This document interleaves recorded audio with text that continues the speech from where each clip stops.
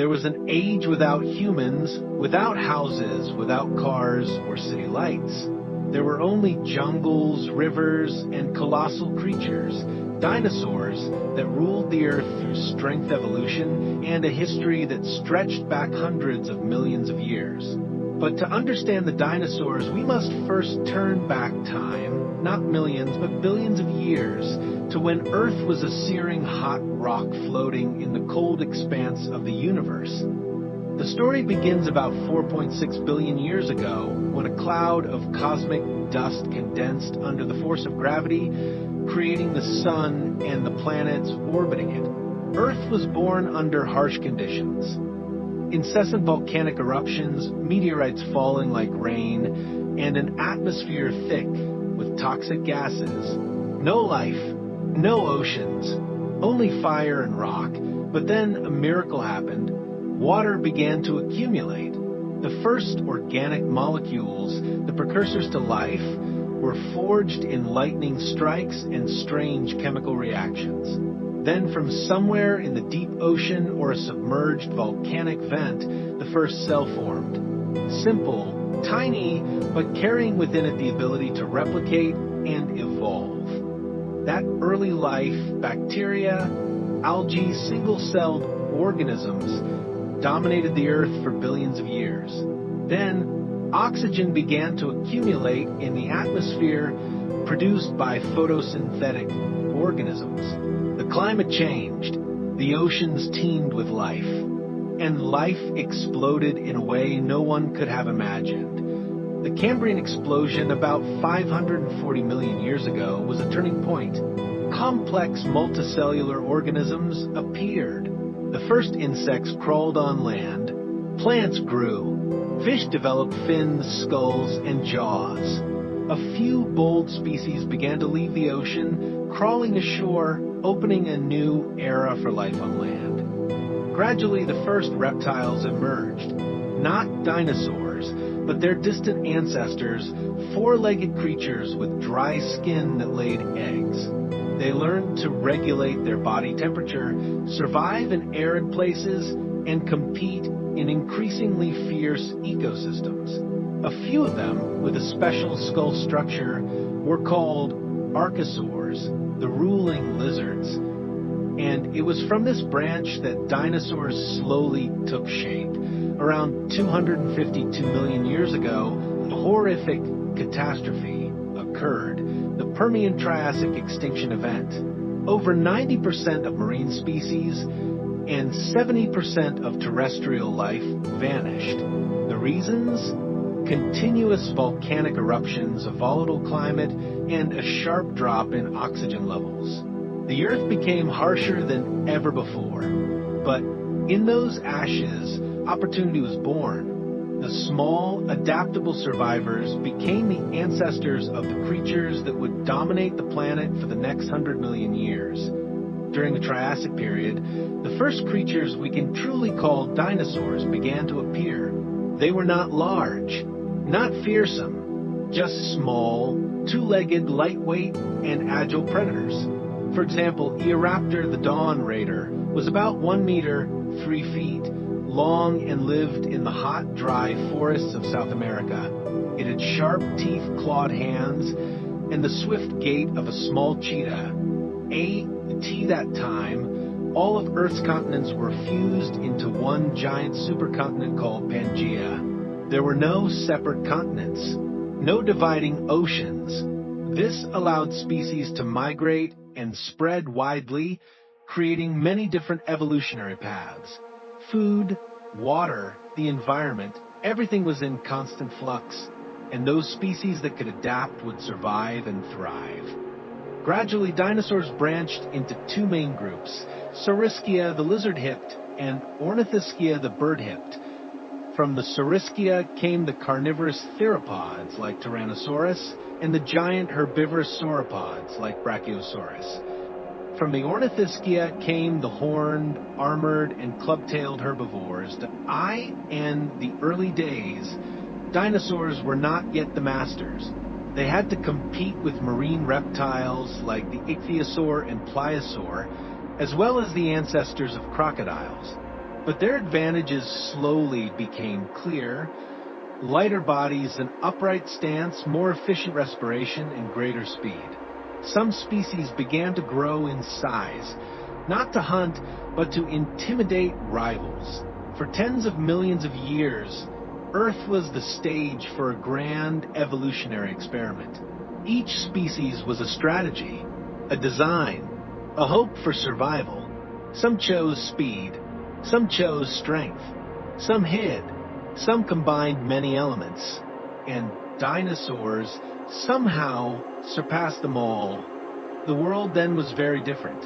No grass, no flowers, only ferns, conifers, and gymnosperms. The atmosphere was thick with CO2, the climate hot and humid. There were acid rains and long dry seasons. But the dinosaurs continued to evolve relentlessly. Each generation, each small genetic mutation was tested by nature. And then at the end of the Triassic, once again, extinction struck. Many marine reptiles disappeared. The dinosaurs' competitors, like the Pseudotsuchians' crocodile relatives, declined. The dinosaurs entered the Jurassic period with a throne wide open. That was when a true empire was born. They were no longer small creatures lurking in the shadows. They began to dominate from the jungles to the deserts, from the plains to the valleys. They were taller than houses, longer than buses, and weighed tens of tons. And most remarkably, they were unbelievably diverse. There were species like Stegosaurus, with its back of bony plates and a tail full of spikes. There were species like Diplodocus, over 30 meters, 100 feet, long, its neck reaching to the sky to eat the highest leaves. There were species like Velociraptor, fast, intelligent, and hunting in packs. And of course, there was Tyrannosaurus rex, the greatest predator of all time. But this was all just the beginning. In the next chapter, we will explore the golden age of dinosaurs, where they were not just creatures, but symbols of resilient life and evolutionary genius. Their journey had only just begun. As the shadows of the Triassic period faded, a new era dawned on Earth, the Jurassic. No longer a chaotic biological experiment. The planet was now a majestic canvas painted with the brushstrokes of time, where dinosaurs stepped into the light and became the undisputed rulers. This was no longer a story of survival, but an epic of expansion, adaptation, and the rise to conquer every corner of the living world. The Jurassic period began around 201 million years ago, a phase marked by a powerful biological explosion. The climate became more stable, hot, humid, and rich in CO2, creating ideal conditions for a flourishing plant life. Giant forests filled with ferns, cycads, and ancient conifers soared toward the sky like colossal natural pillars. In the valleys and flooded plains, trees crowded together, their canopies forming lush green vaults, a paradise for giant herbivores. And as if by an unwritten law of nature, where there is an abundant food source, giant creatures will follow. The sauropods, long-necked herbivorous dinosaurs, began to thrive, reaching size limits that no creature had ever reached before. Imagine a Brachiosaurus, nearly as tall as a four-story building, weighing up to 60 tons, with a crane-like neck stretching to the highest treetops to graze on clusters of leaves. Or Diplodocus, with a length of over 30 meters, nearly 100 feet, almost like 3 buses lined up end to end, moving slowly across the plains, each footstep sending vibrations through the ground. The uniqueness of sauropods wasn't just their size. Their skeletal structure was a biological marvel. Bones that were hollow yet strong, reducing weight while still supporting a massive body. A complex air sac respiratory system, similar to that of modern birds, allowed them to exchange oxygen efficiently and cool their bodies. Their hearts had to be incredibly powerful, strong enough to pump blood all the way to their heads through necks meters long against immense gravitational force. Not far from where these giants grazed, carnivorous dinosaurs were also upgrading themselves. Allosaurus, the top predator of the Jurassic, was a model of the perfect killer. It was up to 12 meters, 40 feet, long, with a large skull, blade-like teeth, and powerful hind legs. But what made Allosaurus so formidable wasn't just muscle, it was strategy. They hunted in packs, knew how to coordinate, how to patiently stalk their prey, and how to attack fatal weak points. The battles between predators and prey in the Jurassic were natural tragedies, brutal but necessary. An old, weak sauropod trapped in a swamp would be surrounded by carnivores. They wouldn't attack head-on, but would use a war of attrition, biting tendons, tearing flesh, and exhausting the prey before delivering the final blow. And when the bloody storm ended, the remaining bones would be cleaned by scavengers, completing the cycle of rebirth perfectly. Beyond the giant dinosaurs, this period also witnessed the emergence of newer evolutionary designs. Stegosaurus, with its rows of upright plates on its back and a weaponized spiked tail, was not just a visual icon, but a testament to active defense strategy. The plates may have helped regulate temperature or attract mates, while the tail could fell an enemy with a single blow that ate, at the same time, smaller dinosaurs, agile, feathered, and two-legged, began to evolve in a new direction. Small theropods like Compsognathus were the precursors to birds.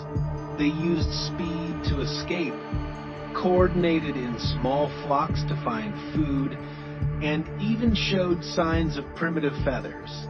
These first feathers were not for flight, but for insulation, a critical advantage in a harsh environment.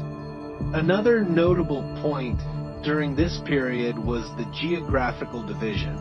The supercontinent Pangaea began to fracture, gradually separating into smaller continents like Laurasia and Gondwana.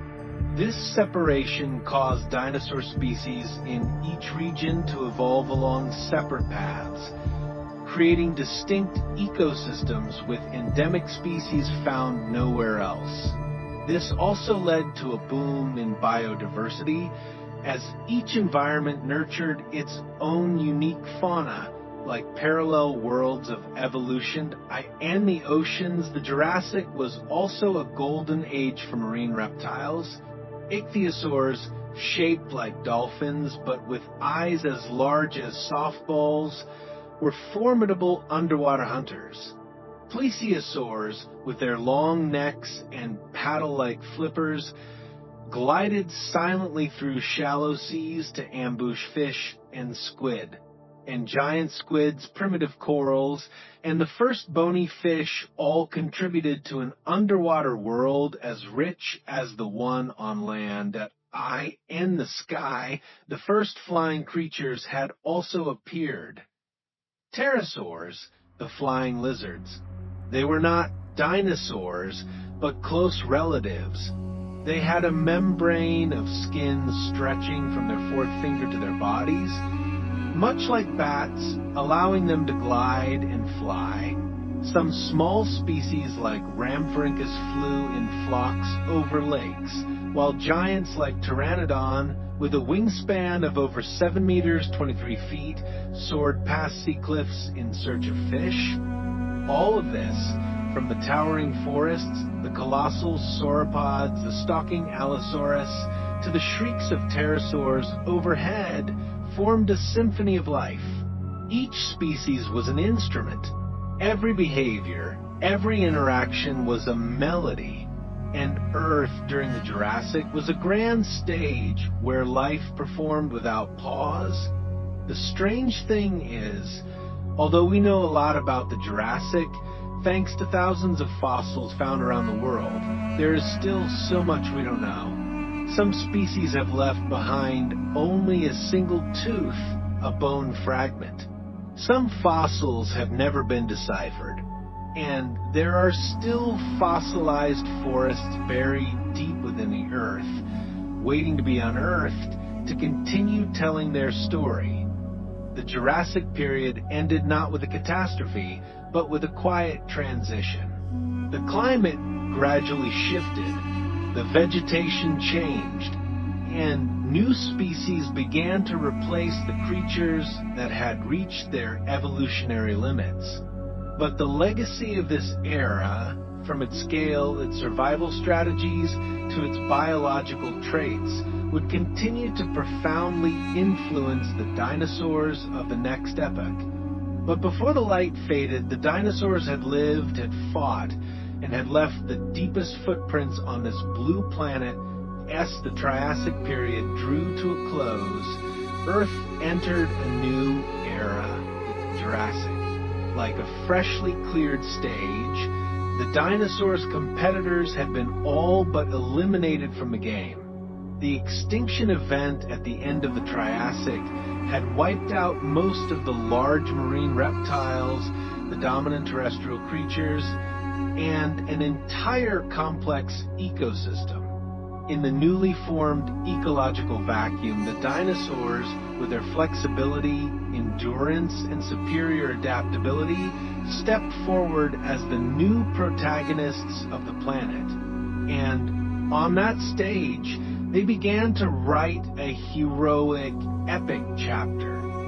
The Jurassic period, lasting from about 201 to 145 million years ago, was the first golden age of the dinosaurs. This was the phase when they flourished in number, size, and diversity. The Earth's landscape then was far different from what we see today. The supercontinent Pangaea began to fracture into two large landmasses, Laurasia in the north and Gondwana in the south, opening up new oceans. The climate became warmer, more humid, with dense forests, deep valleys, flooded plains, and countless rich habitats.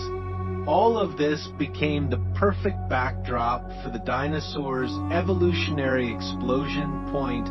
One of the most prominent features of the Jurassic was the emergence and extraordinary development of giant herbivorous dinosaurs, especially the sauropods. These were creatures of magnificent stature. Necks tens of meters long, a long tail for balance, enormous bodies, and a phenomenal appetite. Species like Brachiosaurus, Diplodocus, Apatosaurus, and Camarasaurus were not only the largest creatures of their time, but also the largest to ever walk the land in Earth's entire history. Imagine an adult Diplodocus up to 30 meters, 100 feet, long, weighing over 15 tons, with a crane-like neck reaching for high canopies. Such an individual could consume hundreds of kilograms of leaves each day, move in herds to avoid predation, and use its long, whip-like tail for defense or communication. Fossils suggest that some sauropod species may have lived in large herds, migrated seasonally, and employed social strategies similar to modern elephants. Competing with these giant herbivores were cunning and agile carnivores. During the Jurassic, the theropods, two-legged carnivorous dinosaurs, evolved in both size and hunting tactics. Species like Allosaurus, Ceratosaurus, and Megalosaurus were the top predators. With large skulls, sharp teeth, curved claws, and bodies designed for the hunt, they posed a real threat to any prey.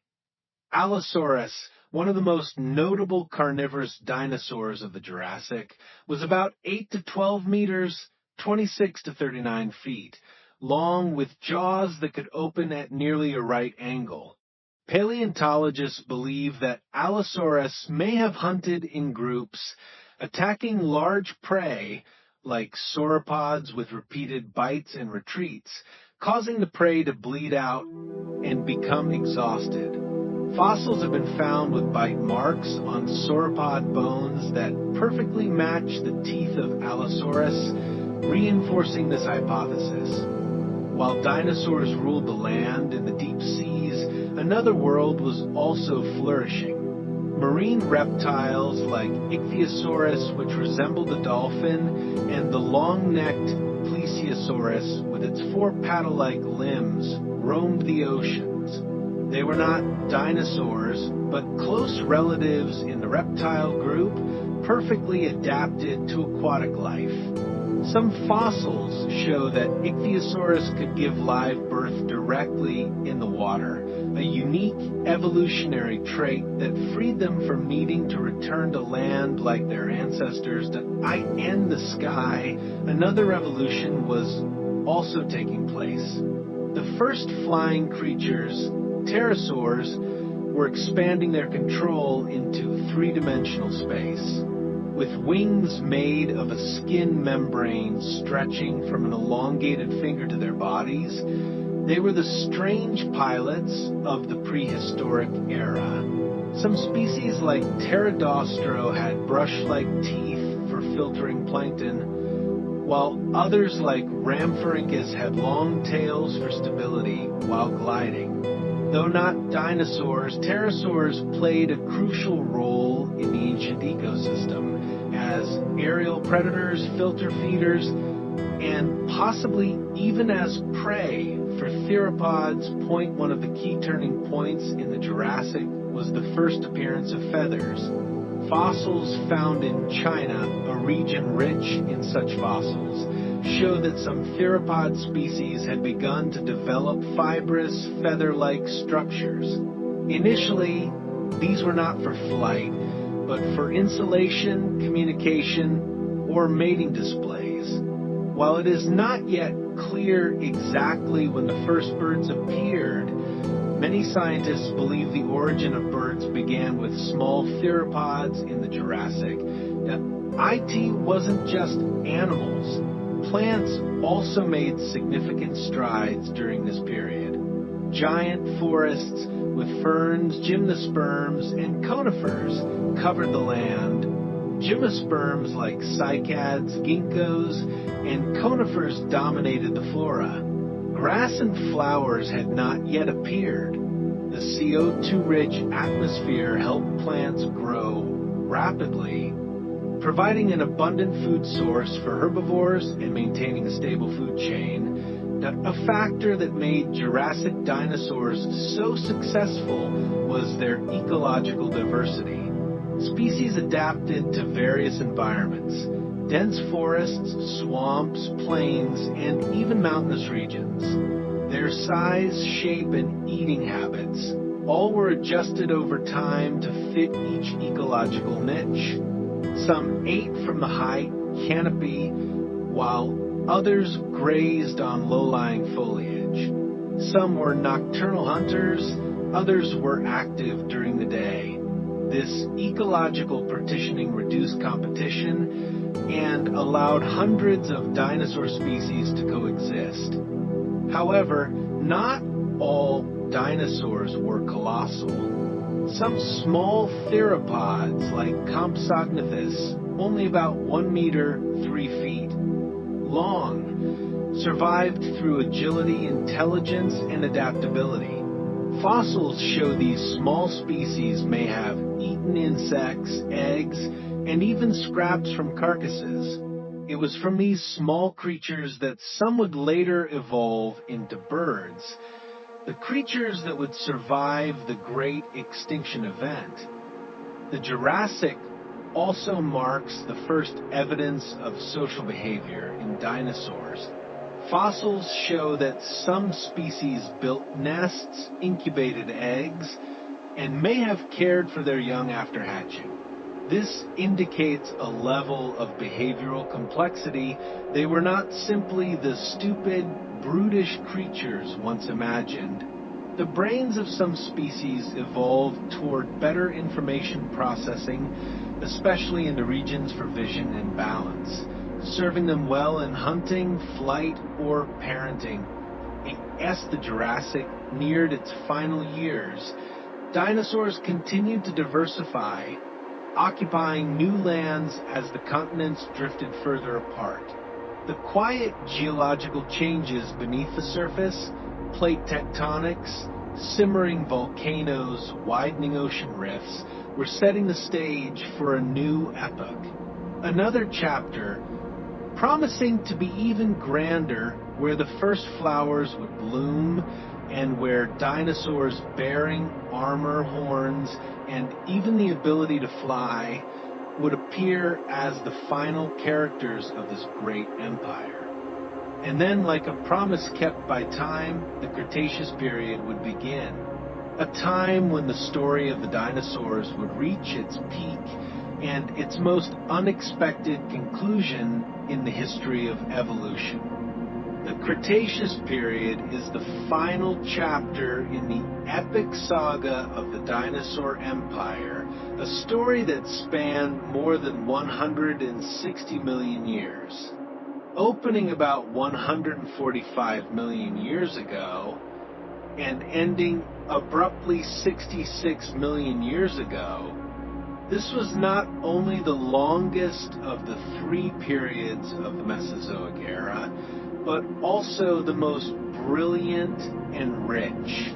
Here, we witness the evolutionary peak of the creatures that once ruled the planet, from heavily armored dinosaurs and strange flying beings to the very first birds and the appearance of flowers, the most delicate gift plants ever gave the world. The Earth's landscape had changed significantly by this time. The continental plates continued to drift apart, forming deep oceans and long coastlines.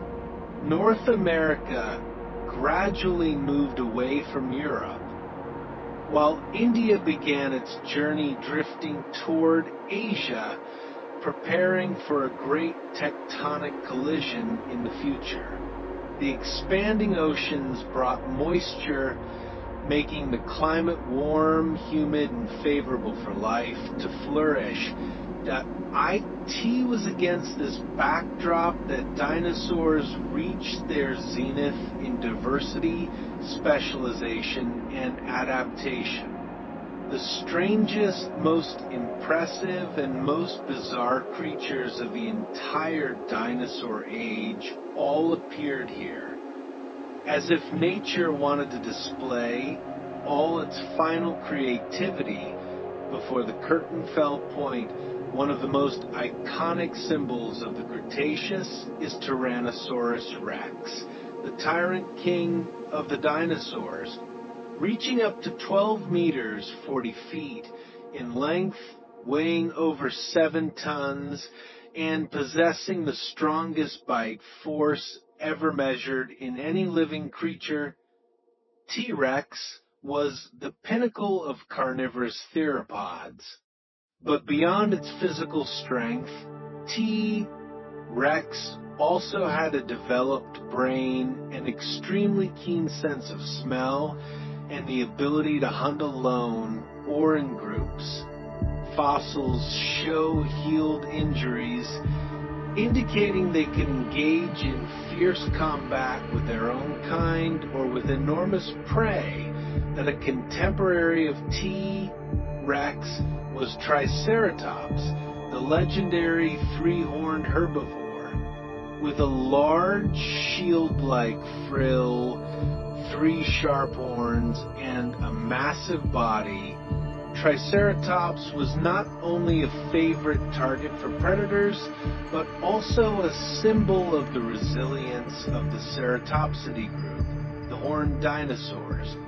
Fossils show they lived in herds, could protect each other when attacked, and used their horns in rituals to compete for territory or mates. Meanwhile, armored dinosaurs like Ankylosaurus developed a thick, hard shell with a clubbed tail to fend off predators. These were true living tanks, slow-moving but not easily defeated. A swing from the tail of an Ankylosaurus could break the leg bones of any who dared to attack it. The duck-billed dinosaurs, hadrosaurids, also entered their golden age, with species like Parasaurolophus, Lambeosaurus, and Edmontosaurus. This group was not only diverse in form, but also had distinctive skulls with long, hollow crests, which could have been used to create sounds, communicate within the herd, or for individual recognition. They lived in large herds, migrated seasonally built nests, incubated eggs, and cared for their young, behaviors very similar to modern birds. The Cretaceous was also the peak period for ancient birds and feathered theropod dinosaurs. Fossils found in China, such as Microraptor and Caudipteryx, reveal a smooth transition from dinosaur to bird. Some species could glide, make short flights, or even fly properly with full plumage, claws on their wings, and sometimes still retaining teeth and a bony tail. This was the era when the line between dinosaur and bird blurred, eventually to be replaced by a new concept. Birds are dinosaurs, at the same time the flying reptiles, pterosaurs, reached enormous sizes. Quetzalcoatlus is a prime example, with a wingspan of over 10 meters, 33 feet, comparable to a small airplane. Though once mistaken for ancient birds, we now know that pterosaurs belong to a completely different group, and their disappearance at the end of the Cretaceous paved the way for modern birds to conquer the skies. Plants also underwent a quiet but incredibly important revolution: the appearance and spread of flowering plants, angiosperms. Previously, gymnosperms like ferns and conifers dominated, but now the first flowers, perhaps very small, began to bloom. Flowers offered a huge biological advantage, attracting insects for pollination, producing fruit to disperse seeds, and opening up new interactions between plants and animals. This was accompanied by a rise in insects, especially bees, butterflies, and beetles, and the formation of more complex ecological networks than ever before. Cretaceous ecosystems became particularly dynamic and sophisticated. Lush rainforests, flooded plains, arid highlands, and coastal regions each had their own specially adapted dinosaurs. There were small nocturnal species and giant species that migrated hundreds of kilometers. There were omnivores, insectivores, and specialists that ate only soft leaves or fruits. The ecosystem was no longer just predator and prey. It had become a complex web of multidimensional ecological relationships. Another special feature was the increase in social interaction among dinosaurs. Fossils of communal nesting sites, juvenile bones, and herd trackways indicate a highly developed community life. Incubating eggs, caring for young, communicating through sounds or gestures, all were traits we once thought were exclusive to birds or mammals, now clearly present in dinosaurs.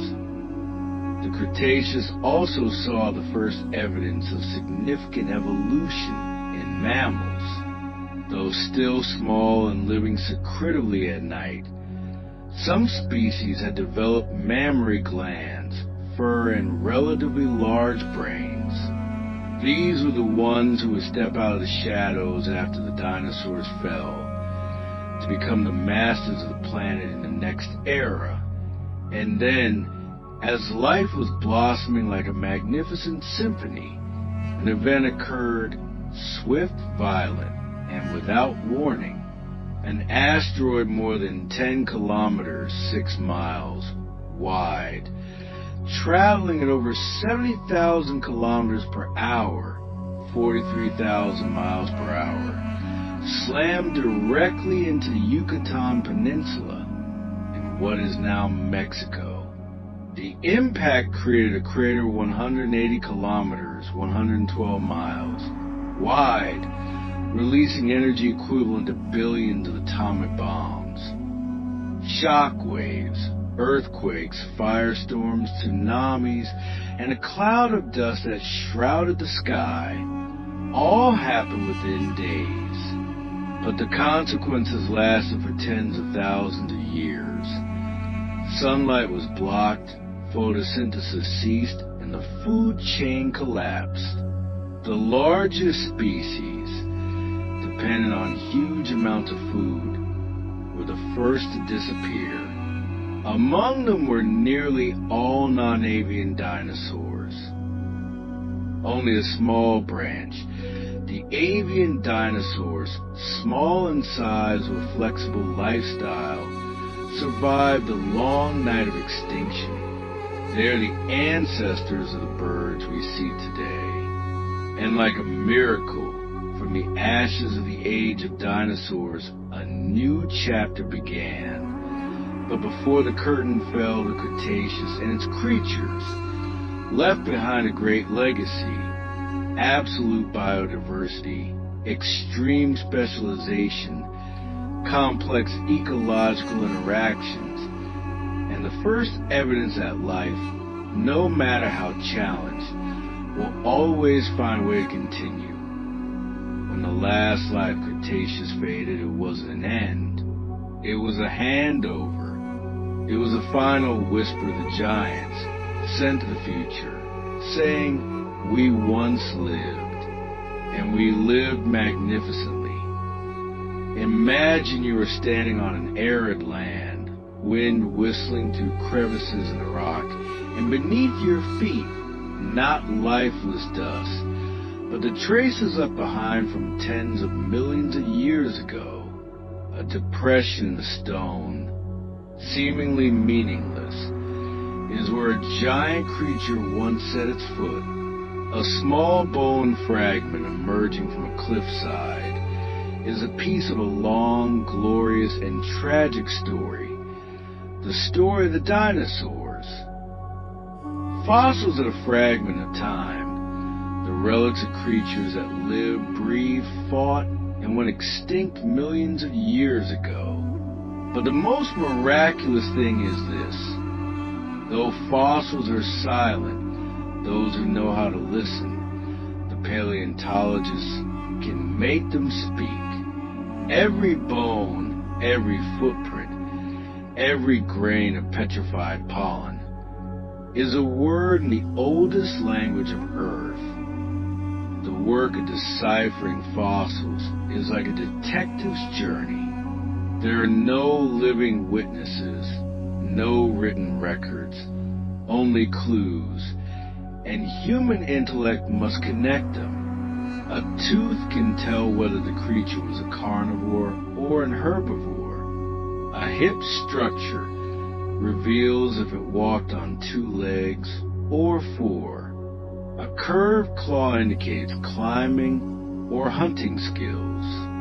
A skull offers a glimpse into its vision, hearing, and intelligence from the first fossil discovered in the 19th century, like Iguanodon or Megalosaurus. Humanity embarked on a cognitive revolution, initially Dinosaurs were imagined as slow, lumbering, and stupid monsters. But over time, thanks to new discoveries and modern techniques, that image gradually changed.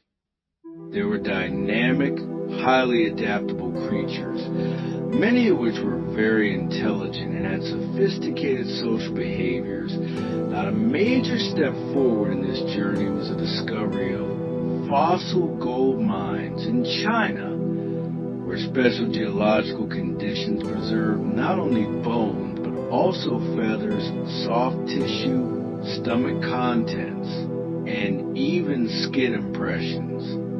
Fossils from the geobiota, such as Sinosauropteryx, Confuciusornis, and Uteranus, open a new door. They clearly show that feathers appeared on many theropod dinosaurs, and not just for flight, but for warmth, mating displays, and individual expression. In North America, regions like Montana, Utah, and Alberta, Canada, or Patagonia in South America, are archaeological treasure troves where scientists have discovered countless dinosaurs large and small. The Hell Creek Formation, for example, is where T-Rex, Triceratops, and Ankylosaurus were found, along with dozens of other animal and plant species, allowing for the reconstruction of the entire end Cretaceous ecosystem. Not just bones, but fossilized footprints, called ichnofossils, are also incredibly valuable. From them, scientists can infer movement speed, herd behavior, and even interactions between species. A 100-meter-long trackway with dozens of individuals can tell the story of a migrating dinosaur herd crossing rivers or evading predators. Today, thanks to modern technology like CT scans, 3D modeling, digital simulations, and isotopic analysis, the study of fossils has become more precise and vivid than ever before. Scientists can scan through layers of bone without breaking the specimen, simulate the body movements of extinct species, or analyze isotopes to determine diet, lifespan, and habitat point. One of the most sensational recent discoveries is the analysis of soft tissue and molecular traces remaining in fossils. Some bone samples, when properly processed, show signs of collagen, a type of protein, or traces of ancient blood cells. This has led many to dream of the dinosaur revival scenario for movies. While the reality is still far off, it opens the door to fields like molecular paleontology and genetic evolution. From fossils, we also see the gradual transition from dinosaur to bird. Species like Archaeopteryx, Anchiornis, and Zyatingia have intermediate features. They have wings and feathers, but still possess teeth, claws, and a bony tail. Scientists have constructed a complex evolutionary tree, showing how features like feathers, flight, and hollow bones appeared step by step, not suddenly. Interestingly, not all fossils lie deep underground waiting to be discovered. Many are found by chance, from a claw exposed in a mining quarry to a footprint etched in the rock of a backyard. Some discoveries come from children on field trips, farmers digging wells, or private collectors. And each time, the world holds its breath in anticipation. What creature has just reawakened from the ancient stone? The process of classifying fossils and naming new species is also an art form. Species names often reflect a prominent feature, like Velociraptor swift plunderer, the location of discovery Utahraptor, or honor a contributor Othnielia, named after paleontologist Othniel Marsh. Defining a new species isn't just about naming it. It must be based on morphological analysis, comparison with known species, and publication in reputable scientific journals. But fossils are not just a story of science. They are also a bridge between the present and the past, between humanity and a planet that once existed without our shadow. Those dry bones once belonged to a creature with a beating heart, eyes that looked upon the world, and that may have cared for its young, fought for territory, or simply lived its life to the fullest. The discovery of fossils is also a lesson in humility.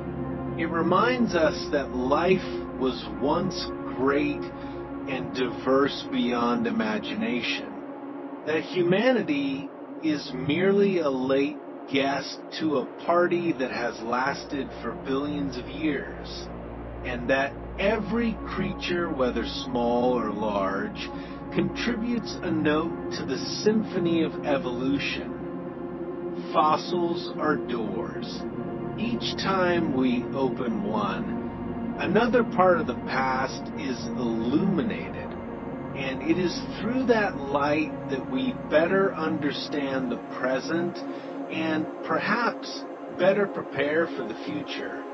Because the history of the dinosaurs is not just a story of what has passed. It is a mirror reflecting our own history, that if there is one symbol for liberation from gravity and the aspiration to overcome biological limits, it is the wing. And in the history of evolution, no one possessed the first wings better than the dinosaurs. Not birds, not bats. It was the dinosaurs, specifically the small, light, and courageous theropods, that were the first to try and touch the sky, that we once thought flight was a privilege reserved for birds. But when the first feathered fossils were discovered, from Sinosauropteryx and Caudipteryx to Microraptor, the scientific world was shaken. A truth gradually emerged. The origin of flight began on the ground in the forests, from unexpected leaps to hunt prey or to escape. It was not a miracle that happened overnight, but the result of millions of years of trial, error, and natural selection.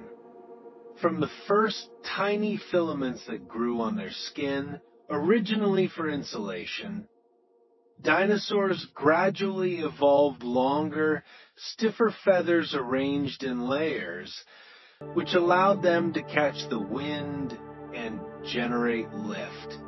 The wing structure began to form as the three front fingers fused, supporting the layer of feathers. Bones became hollow and lighter, a crucial step, so that flight was no longer a burden. Microraptor is a vivid testament to this transitional phase. This small creature had 4 wings, with 2 primary wings on its arms and 2 secondary wings on its legs. Scientists believe it could glide from branch to branch, much like a modern flying squirrel. Whether it could flap its wings remains a topic of debate, but it was certainly in the middle of its evolutionary journey, half on the ground and half in the air. Another unique fossil, E. discovered in China, had a completely different wing structure. Instead of just feathers, it possessed a bat-like membrane of skin, stretched out by a long accessory bone. This suggests that there were once multiple evolutionary paths to flight, and not all of them led to birds. Some were dead ends, while others, like that of Archaeopteryx, were the path to a new era. Archaeopteryx is the star of the dawn of aviation. Though only about half a meter long, it embodied the intersection of two worlds. It had fully formed feathers, hollow bones, and a sternum that was beginning to protrude for flight muscle attachment, but it still retained teeth, claws on its wings, and a long, bony tail. It could not fly as far as modern birds, but it could take off from the ground or high trees, glide, and land on its sturdy legs. Flight was not just a biological achievement, it was a survival strategy. Once they could fly, dinosaurs could access new food sources like insects, fruits, fish, or even carcasses. They could escape ground-based predators, find safer nesting spots, migrate when the climate changed, and even develop communication through the color of their feathers and their aerial dances. As time went on, flying species became increasingly specialized. The shoulder structure changed to allow for more flexible wing flapping. The respiratory system evolved with air sacs connected to the lungs, which allowed for continuous oxygen absorption during both inhalation and exhalation. The nervous system developed significantly in the parts controlling balance and vision, two critically important factors for flight. However, not all species evolved to fly higher. Some regressed by adapting back to life on the ground or in the water, as is the case with later flightless birds like ostriches and penguins. This shows that evolution has no fixed direction. It does not always lead to perfection, but only to what is best suited for the circumstances. Another interesting point is that flight also paved the way for intellectual development. Flying requires quick reflexes, good spatial orientation, memory of terrain, and calculation of flight paths. These pressures contributed to the expansion of the brain in birds, a legacy left by their theropod ancestors. It could be said that wings not only enabled flight, but also expanded the capacity for thought. Evidence for the close link between dinosaurs and birds lies not only in fossils. The structure of their leg bones, their gait, nesting skills, and incubating behavior are all features that had already appeared in flying dinosaurs. Some species like Truden and Velociraptor, though flightless, had carefully tended nests, showing that this biological instinct had formed very early on. When the asteroid impact occurred, the small flying dinosaurs that had feathers could climb and had a varied diet were the lucky ones that survived. They took refuge in tree hollows and underground, avoiding the dust and cold. And then, when the sun shone again, they were the first creatures to sing, heralding a new chapter in biological history. Today, whenever we see a bird's wing cross the sky, it is not just natural beauty, but also living proof of a journey of hundreds of millions of years of evolution. It is a reminder that life never surrenders to circumstances.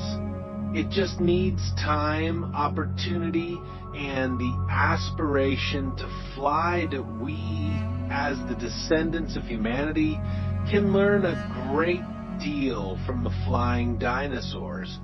That to adapt, we sometimes must completely change our physical structure. That to survive, we must accept leaving the old behind and stepping into the unknown. And that within even the smallest creature can lie the beginning of a great era. From the first steps gliding between tree branches to the aerial dances in the ancient sky, dinosaurs began the journey of the wing. And now, that journey continues in the wings of millions of birds, in humanity's dream of flight, and in the boundless curiosity of science itself. The fateful moment occurred around 66 million years ago on what seemed to be an ordinary morning in the Cretaceous period. The Earth was still spinning, the wind was still blowing through the giant fern trees, and the dinosaurs were still leisurely strolling across the land, completely unaware that in just a few hours, a great chapter of life would close and a new, painful, and empty page would open from the distant reaches of space. An asteroid about 10 to 15 kilometers in diameter was hurtling toward the blue planet. It had no emotion, no goal. It was merely a lifeless object carrying a velocity of tens of thousands of kilometers per hour, powerful enough to create an explosion billions of times stronger than any atomic bomb ever built by humans. The moment of impact took place near the modern-day Yucatan Peninsula at a site known as Chicxulub. In the blink of an eye, the asteroid plunged deep into the Earth's crust, creating a colossal crater over 180 kilometers wide and tens of kilometers deep. The impact force generated a shock wave that spread globally, launching rock, dust, and red-hot debris into the stratosphere and even beyond the atmosphere. The colossal pillar of fire rose from the impact point, incinerating every living thing within a radius of thousands of kilometers. Violent earthquakes propagated across the tectonic plates, causing tsunamis hundreds of meters high to crash into coastlines thousands of kilometers away. But the disaster did not stop there. What came later, and was even more destructive, was the sky itself. Dust and sulfur gases from the impact spread into the upper atmosphere, creating a thick, hazy veil that lasted for years. Sunlight was obscured. Global temperatures plummeted. Photosynthesis stopped. Plants withered. The food chain collapsed from its very foundation. For the dinosaurs, which were large, warm-blooded creatures needing a constant food supply, this was an insurmountable catastrophe. The herbivores gradually died off as plants vanished. The carnivores lost their food source and fell into starvation. No shelter was deep enough. No land was far enough to escape the consequences of the impact. The dinosaurs, creatures that had dominated the planet for over 160 million years, fell within less than a century. However, not everything was wiped out. Some small, cold-blooded species, or those capable of sheltering underground in caves or in the deep ocean, continued to survive. Crocodiles, turtles, amphibians, insects, and especially the small, feathered, omnivorous flying dinosaurs were the creatures that survived the apocalypse. The Mesozoic era ended, giving way to the Cenozoic era. The Chicxulub disaster was not just the end of a biological empire, but also the beginning of the rise of mammals, including the ancestors of humanity. In a broader view, this was not just an extinction event, but a global biological reshaping. The strange thing is, though devastating, this event was not entirely unexpected. The Earth, throughout its 4.5 billion year history, had repeatedly undergone mass extinctions. The Chicxulub impact was just one of 5 such events, but it is the most famous because of its profound effect on the creatures that humans care most about, the dinosaurs. Today, by drilling deep into the earth at the Yucatan Peninsula, scientists have recovered a layer of rock containing iridium, an element rare on Earth but common in asteroids. They have found glass droplets ejected from the impact point, fossils of fish that died simultaneously in many places, and even traces of widespread fires, all of which are evidence of an apocalypse that once took place. One thing that sends a shiver down the spine is this: if the asteroid had arrived just a few minutes earlier or later, it might have landed in the deep ocean and not caused such a massive consequence. But fate chose the continent where most of the large dinosaurs lived. The impact here, with its sulfur-rich limestone, created a reverse greenhouse effect that lasted for years. Life had no chance to recover quickly. And so, in just a brief moment of geological history, a cosmic blink of an eye, over 75% of life on Earth disappeared. But in the death of one era, the seeds of life for another had sprouted. The surviving birds and small mammals flourished, and the Earth entered a new evolutionary cycle, a new stage on which we, humanity, would become the main characters. The dinosaurs did not disappear completely. A part of them, as we have seen, lives on in the feathers, in the morning songs, in the bone structure of birds, and in the cultural memories, legends, and films that humans preserve. But the giants that once trampled the earth, that made entire forests bow, are gone forever. One impact and an entire ecosystem can collapse. A thin layer of dust in the sky, and an entire planet can enter a winter that lasts for years. It is a lesson in humility about how humans do not stand outside of nature, but are just a small part of the infinite cycle of the universe. And in every shooting star that streaks across the night sky, we are reminded of a fateful day. The day the dinosaurs disappeared. The day the Earth was changed forever.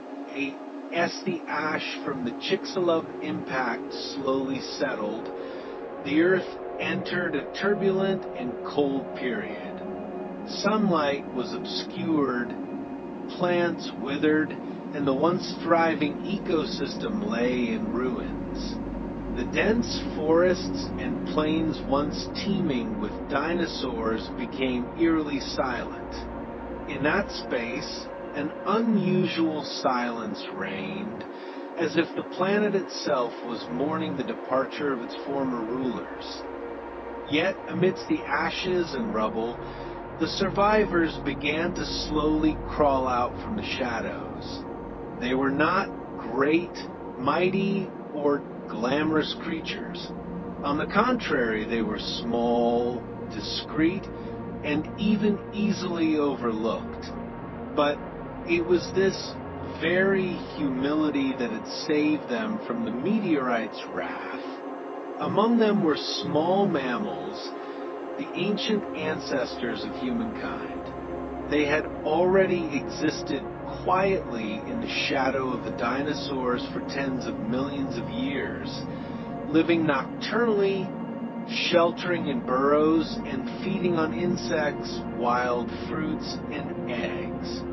Thanks to their flexible lifestyle and small bodies, they were less dependent on sunlight, had easily replaceable food sources, and could hide effectively. The key factors for survival after the apocalypse. Unlike the dinosaurs, mammals had the ability to regulate their body temperature, care for their young, and possessed more complex brain structures, allowing them to learn, remember, and adapt more quickly. During the age of dinosaurs, these traits were not standout advantages. But when the environment changed suddenly and harshly, these very qualities became weapons of survival. In the first few thousand years after the Great Extinction, life on Earth was essentially reset. A host of ecological niches once occupied by dinosaurs were now vacant. In the absence of large predators and giant herbivores, vegetation gradually recovered. New shrubs grew. Forests slowly returned. Ecosystems began to reorganize from the ground up. In some places, birds, the surviving descendants of the dinosaurs, began to diversify rapidly. Some evolved to eat seeds, others learned to hunt small prey, and still others adapted to swimming, climbing, or even running on the ground. For the first time in tens of millions of years, birds were free to experiment with evolutionary paths that had previously been dominated by dinosaurs. At the same time, the class of small mammals also began to expand its presence. From small creatures like ancient mice and bats to the ancestors of primates, marsupials, and gradually larger herbivores. Over the next few million years, from single individuals, mammals grew in both number and form. Some became aquatic creatures, others mastered the grasslands, and one small group, those who could climb trees, had good vision, and developed brains, would pave the way for the appearance of humans. About 10 million years after the impact, the Earth had completely changed. Continents had shifted, the climate fluctuated dramatically, and new food chains had formed. Rainforests became more common, providing ideal habitats for early primates. Meanwhile, grassy plains became the new domain of large herbivores, which in turn attracted corresponding predators. All of this originated from the void that the dinosaurs left behind. One could say the extinction event had reset the planet like a broken watch that was wound up again with a new beat. Without the giant roars, the Earth was now a stage for smaller, but no less important creatures. That if there is something that makes this chapter special, it is this. For the first time in history, evolution was no longer driven by brute strength, but by intelligence, flexibility, and adaptability. Species with complex nervous systems, the ability to learn, and the capacity to pass behaviors to the next generation gradually gained the upper hand. The very first seeds of culture, society, and memory began to sprout from here. The post-dinosaur story also shows that in the darkest of times, life is not only not extinguished, but also knows how to regenerate in ways no one could have expected. Mammals, once just fleeting shadows in evolutionary history, now became the main characters. Imagine just a few million years after the impact, in a humid forest in Asia, a small primate is swinging through the branches. It has forward-facing eyes, a flexible thumb, and a brain significantly larger than other species. A spark twinkled in its eyes, a capacity for learning, memory, and dreaming. That was the first light, faint but full of hope, heralding the arrival of Homo sapiens, modern humans.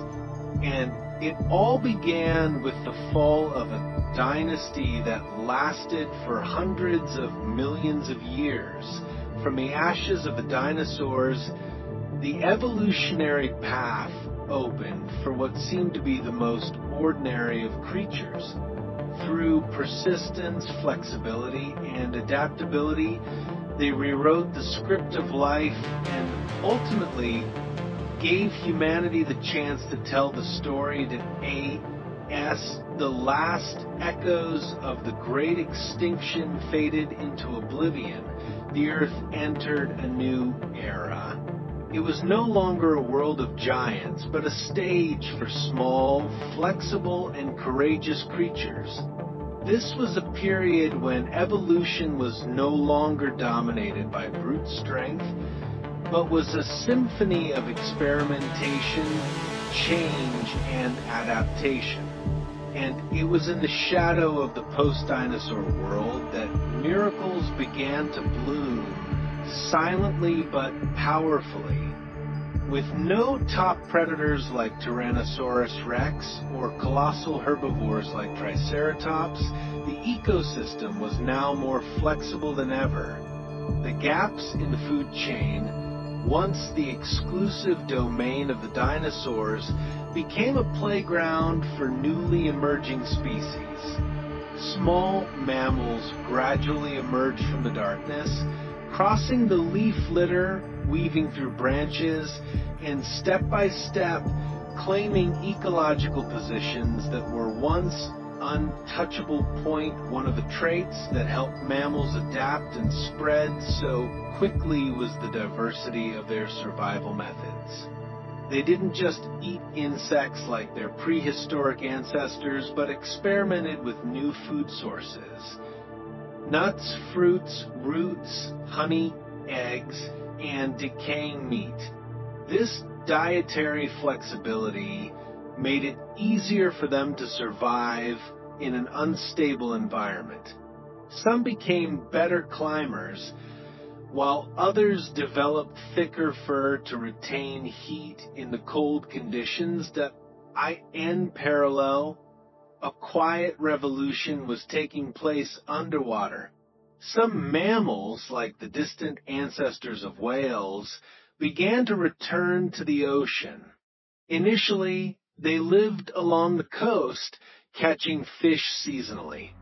But over time, their forelimbs transformed into flippers and their tails flattened into paddles. They learned to hold their breath longer, dive deeper, and navigate using sound.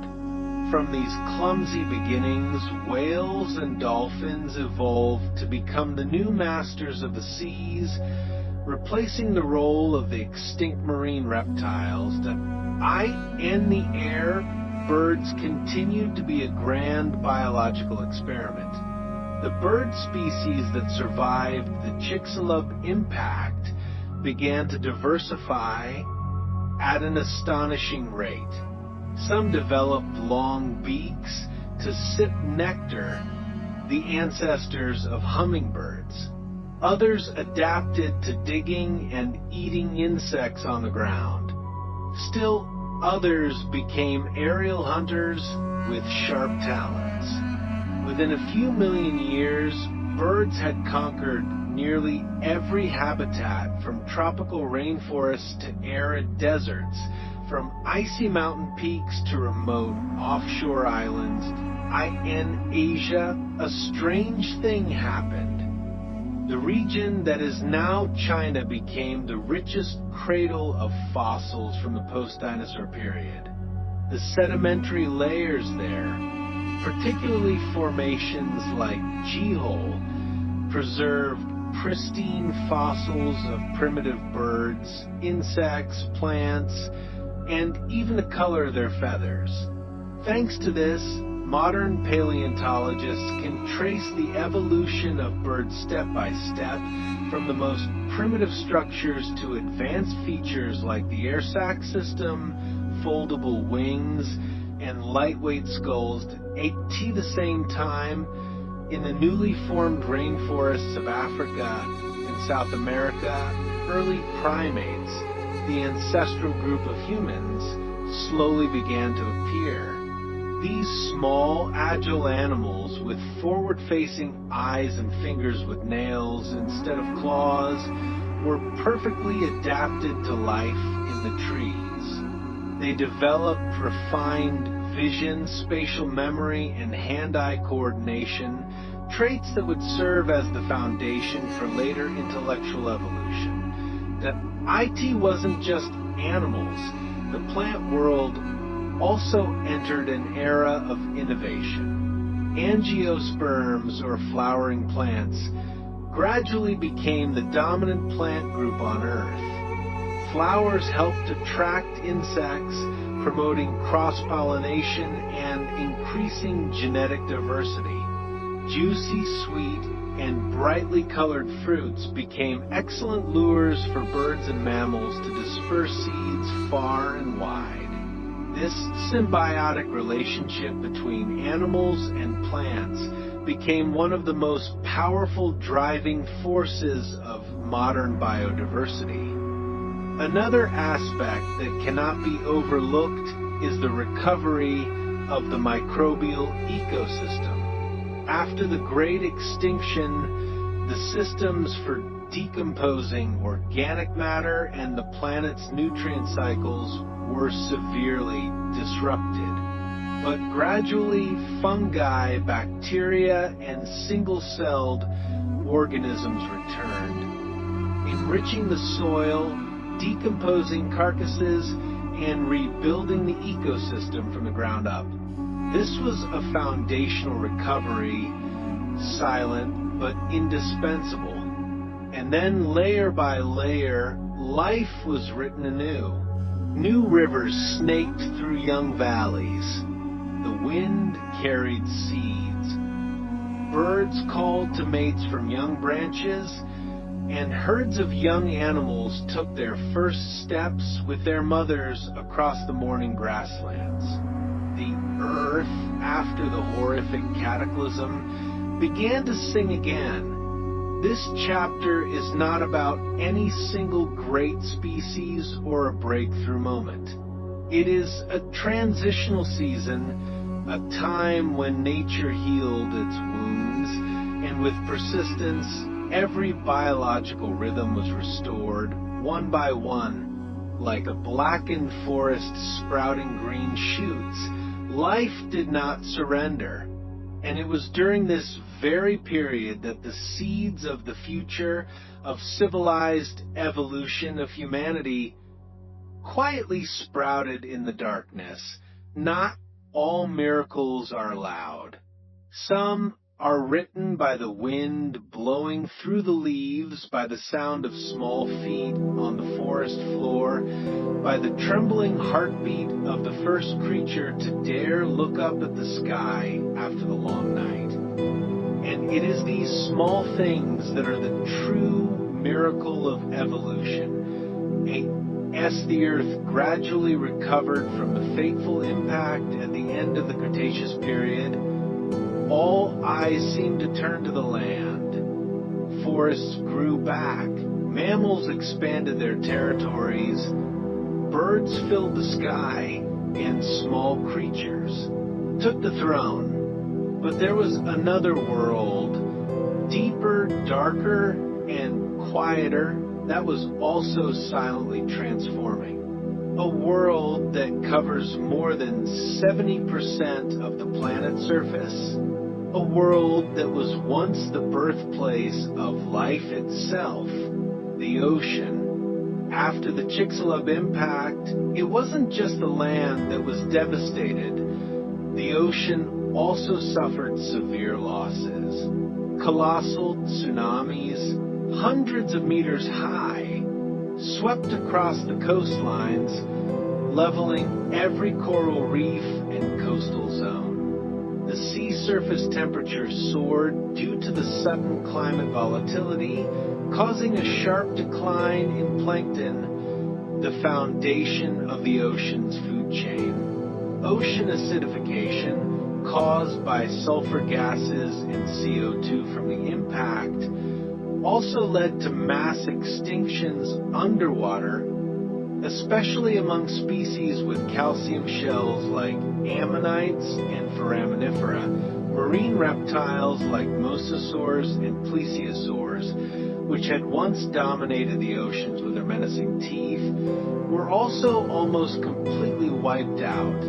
But just as on land, the disappearance of these giants opened a void for a new chapter, and that chapter was written in the waves, the breath of whales, and the whisper of regenerating coral reefs, and the deep darkness, species of fish mollusks and invertebrates silently rose.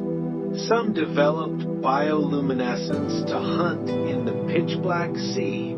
Others evolved sonar-like navigation organs or new, acid-resistant shells. As the hazy dust veil thinned and sunlight gradually penetrated the sea surface, plankton populations recovered, bringing life back to the entire food chain. One of the most prominent groups was the modern bony fish. They evolved rapidly, diversifying in size, hunting strategies, and habitats from the seabed and coastal areas to the open ocean. From there, sharks, the tenacious survivors, also gradually regained their status, adapting to the new environment to become the new masters of the ocean. And then, millions of years later, a completely new creature appeared. The whale. They were once land-dwelling mammals, but over time, they returned to the sea, adapting to swim and dive, breathing with lungs, and nursing their young with milk amidst the waves. This reverse evolutionary process is one of the most spectacular examples of biological flexibility. From dog-like ancestors living along rivers, whales gradually lost their hind legs, elongated their bodies, transformed their forelimbs into flippers, and developed a powerful respiratory system for deep dives. In parallel with the whales, shelled animals like clams, snails, and corals also recovered strongly. New coral reefs grew in the tropics, becoming centers of marine biodiversity. Along with them, crustaceans like shrimp and crabs, and especially the intelligent shape-shifting squid, became important links in the marine ecosystem. In colder waters, fish with special blood structures began to form. Some possessed natural antifreeze properties, allowing them to live in icy seas. The polar regions, once considered dead zones, now became havens for new life forms, from cod and seals to the first penguins. The diversity of fish and invertebrates also led to the recovery of complex food chains. Apex predators such as swordfish tuna and dolphins gradually appeared, creating a new balance in the oceans. But what is most remarkable is the speed of evolution in the seas after the catastrophe. Unconstrained by geography, like on land, marine organisms were able to spread, interbreed, and adapt to the environment more quickly. As a result, in just a few million years, a blink of an eye in geological history, the ocean had returned to being the center of life. Beneath those quiet waves was a magnificent biological symphony. Every drop of water carried life within it. Every wave carried an ancient legacy, and every creature, no matter how small, played a role in the ceaseless dance of evolution. That if on land, mammals were learning to walk, climb, and think, then beneath the ocean, other creatures were rewriting the rules of the game. There were no more giant swimming dinosaurs, no more beautiful spiraled ammonites, but in their place were new creatures, perhaps not as glamorous, but more resilient and creative than ever before. The ocean, like a living entity, had healed itself. And just as it had for billions of years, it once again became the cradle for the next chapters of life. Because sometimes the deepest, most silent place is also the strongest. After the Chicxulub catastrophe, when most of the giant dinosaurs had vanished, the small creatures that were once obscured in the shadow of giants gradually stepped into the light. Among them was a special group, the miniaturized dinosaurs. Though they no longer possessed colossal statures or deafening roars, it was their small size and flexibility that helped them survive, evolve, and leave a profound mark on the modern world. In fact, even before the impact occurred, the process of miniaturization had already begun tens of millions of years earlier. While species like Tyrannosaurus and Triceratops continued to evolve toward greater size, some theropod groups, especially those close to the ancestors of birds, went in the opposite direction, reducing their size, decreasing their weight, and enhancing their abilities for flight, reflexes, and thermoregulation. This miniaturization not only helped conserve energy, but also brought significant survival advantages. In a harsh environment where food sources became scarce and the climate was erratic, small creatures were able to hide, take shelter, and sustain themselves far more effectively than the lumbering giants. One of the clearest pieces of evidence for this process is the fossils of species like Anchiornis, Microraptor, and Archaeopteryx. They were only about the size of a chicken, with bodies covered in feathers, lightweight bone structures, and many anatomical features similar to modern birds. Many studies suggest that the reduction in size may be related to the developmental process of bone structure, particularly the fusion of vertebrae and the formation of the sternum, which allowed for the support of flight. Not limited to physical traits, the process of miniaturization was also accompanied by intellectual development. The brain-to-body size ratio in these smaller species tended to be larger. This allowed them to process visual, auditory, and environmental information better. In particular, Small theropods tended to develop stereoscopic vision, a crucial factor for precise hunting and for navigating while gliding through the tree canopy. After the Great Extinction occurred, it was these miniaturized dinosaurs, which we call primitive birds, that survived and continued their evolutionary journey. From just a few species, they diversified into thousands of different kinds, from tiny hummingbirds to ostriches weighing hundreds of kilograms, from social flocking species to solitary loners, from deep-diving seabirds to those that fly over the peaks of the Himalayas. The concept of dinosaur is often associated with gigantism in many people's minds. But in reality, evolutionary history proves the opposite. It was smallness, sophistication, and adaptability that were the true keys to survival. These mini dinosaurs did not need to roar or dominate. They chose to live wisely, exploit ecological niches, and constantly transform themselves to endure.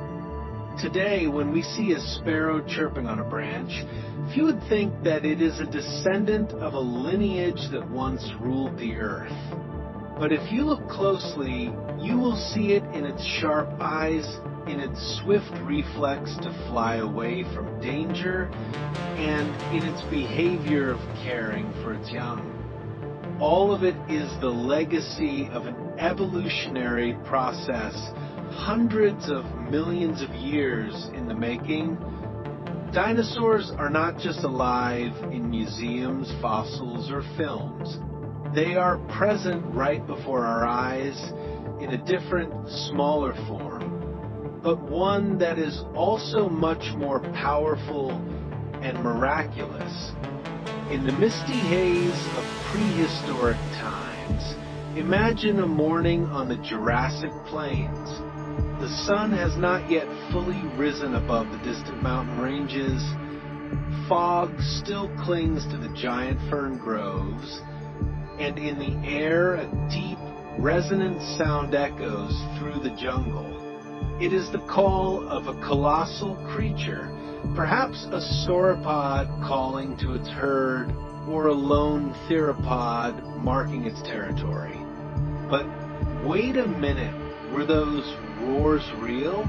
Or are they just the imagination of modern humans embellished by movies, comic books, and blockbusters like Jurassic Park? The question, did dinosaurs make sounds, seems simple, but it is one of the greatest mysteries of ancient biology. This is because while bones, teeth, and even footprints can fossilize and survive for millions of years, sound, being invisible and fleeting, cannot leave a direct trace. However, thanks to scientific advancements, the meticulous work of paleontologists, and a bit of creativity from bioreconstruction experts, we are gradually getting closer to the answer. The first step is to analyze the anatomical structure. In modern animals, sound is produced by an organ called the larynx, located in the upper part of the trachea. However, in birds, the descendants of dinosaurs, the vocal system is different. They have a syrinx, a structure located deep in the chest where the trachea branches. The syrinx helps create the complex melodic sounds we hear in birds today. Interestingly, the syrinx does not exist in modern reptiles like crocodiles, which are also close relatives of dinosaurs. Oh, did dinosaurs have a syrinx? A breakthrough discovery in 2016 shed some light on this question. Scientists found a well-preserved syrinx fossil in an ancient bird species named Vagavus iai, which lived at the end of the Cretaceous period, when dinosaurs still existed. This was the first evidence that the syrinx existed during the time of the dinosaurs. However, it was found in a flying bird, not a non-avian dinosaur. This suggests that the syrinx may have been a late evolutionary trait, appearing only in the branches close to modern birds. Therefore, for the majority of dinosaurs, especially species like Tyrannosaurus rex, Triceratops, or Diplodocus, it is likely they did not have a syrinx and instead used a larynx similar to crocodiles. This means that dinosaur sounds, if any, were probably deep, monotonous, and resonant, rather than the terrifying roars depicted in films. Some scientists suggest that dinosaur sounds might have been more like soft hisses, deep rumbles, or low-frequency sounds that are difficult for the human ear to hear, similar to how whales or elephants communicate. TOs support this hypothesis. Researchers have analyzed the skulls, oral cavities, and respiratory structures of many dinosaur species. In some hadrosaurs or duck-billed dinosaurs, the skulls had hollow sinuses and complex, long crests. Scientists believe these structures were not just for decoration or mating displays, but could also have acted as acoustic resonance chambers, much like the brass instruments in an orchestra. Each individual could produce a different sound based on its unique skull shape, allowing for individual recognition, mating calls, or alarm signals. One of the most notable examples is Parasaurolophus, which had a long crest curving backward like a flute. Many acoustic simulations show that this crest could produce a deep, resonant, and prolonged call similar to a foghorn. This makes the hypothesis of cranial resonance even more compelling. Without a complex vocal organ, dinosaurs could still create unique sounds using their own skulls. Another approach comes from studying the close relatives of dinosaurs. Crocodiles. Despite not having a syrinx, crocodiles can still produce a variety of sounds. Growls, hisses, roars, and even low-frequency rumbles to communicate underwater. What is special is that they can vocalize even with their mouths closed, by vibrating their trachea and pushing air through resonance chambers in their body. Some scientists believe dinosaurs might have used this method of vocalization as well, without needing to roar like a lion, but simply by vibrating the air in their bodies to create a sound that would echo through the forest. Oh, what about Tyrannosaurus rex, the most famous dinosaur of all? In movies, it is often depicted with an earth-shattering roar. However, actual studies suggest that the skull of T. rex does not have the right structure to produce such a sound. It is more likely that it produced a deep resonant sound closer to a crocodile's growl, or even an elephant-like low-frequency rumble, rather than a lion's roar. This would fit its lifestyle as an ambush predator, a deep sound that travels far without revealing its position too clearly. Today, 3D sound reconstruction technology, combined with AI and physics-based models, has allowed paleontologists to listen to hypothetical sounds from dinosaur species. Some museums around the world, like the American Museum of Natural History, USA, or the Natural History Museum, UK, have integrated dinosaur sound simulations into their exhibits, helping visitors not only see but also hear the past. Furthermore, dinosaur sounds have become valuable material in in cinema and education. The production team for Jurassic Park had to record hundreds of real sounds from dozens of animals such as tigers, elephants, whales, turtles, and even dogs and chickens, then mix, stretch, and modify them to create the characteristic roar for each dinosaur species.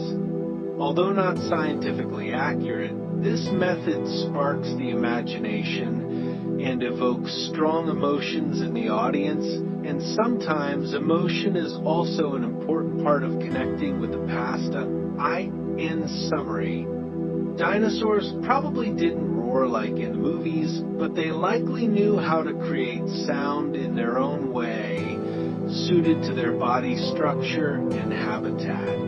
From a soft hiss in the bushes and a low-frequency rumble spreading through the jungle to the resonant calls through a cranial crest.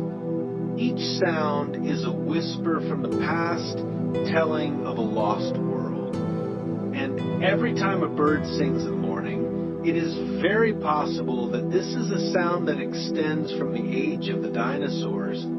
Sounds never truly die. They only transform, passed down from one generation to the next, like an ancient melody that still echoes today. There is a fascinating phenomenon in the natural world. Creatures that live in very distant places during very different times, yet have nearly identical appearances and behaviors. They are not closely related at all. However, because they live in similar conditions and face similar challenges, they have evolved nearly identical solutions.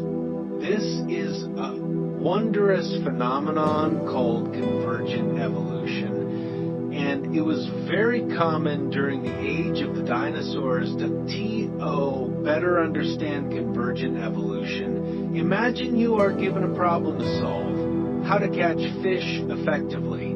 It doesn't matter what species you are, a reptile, a mammal, or a fish, as long as you live in the water and must hunt by swimming and diving. Gradually, you will find that you need a streamlined body, legs that have turned into fins, a powerful tail for propulsion, and eyes with a protective membrane for seeing underwater.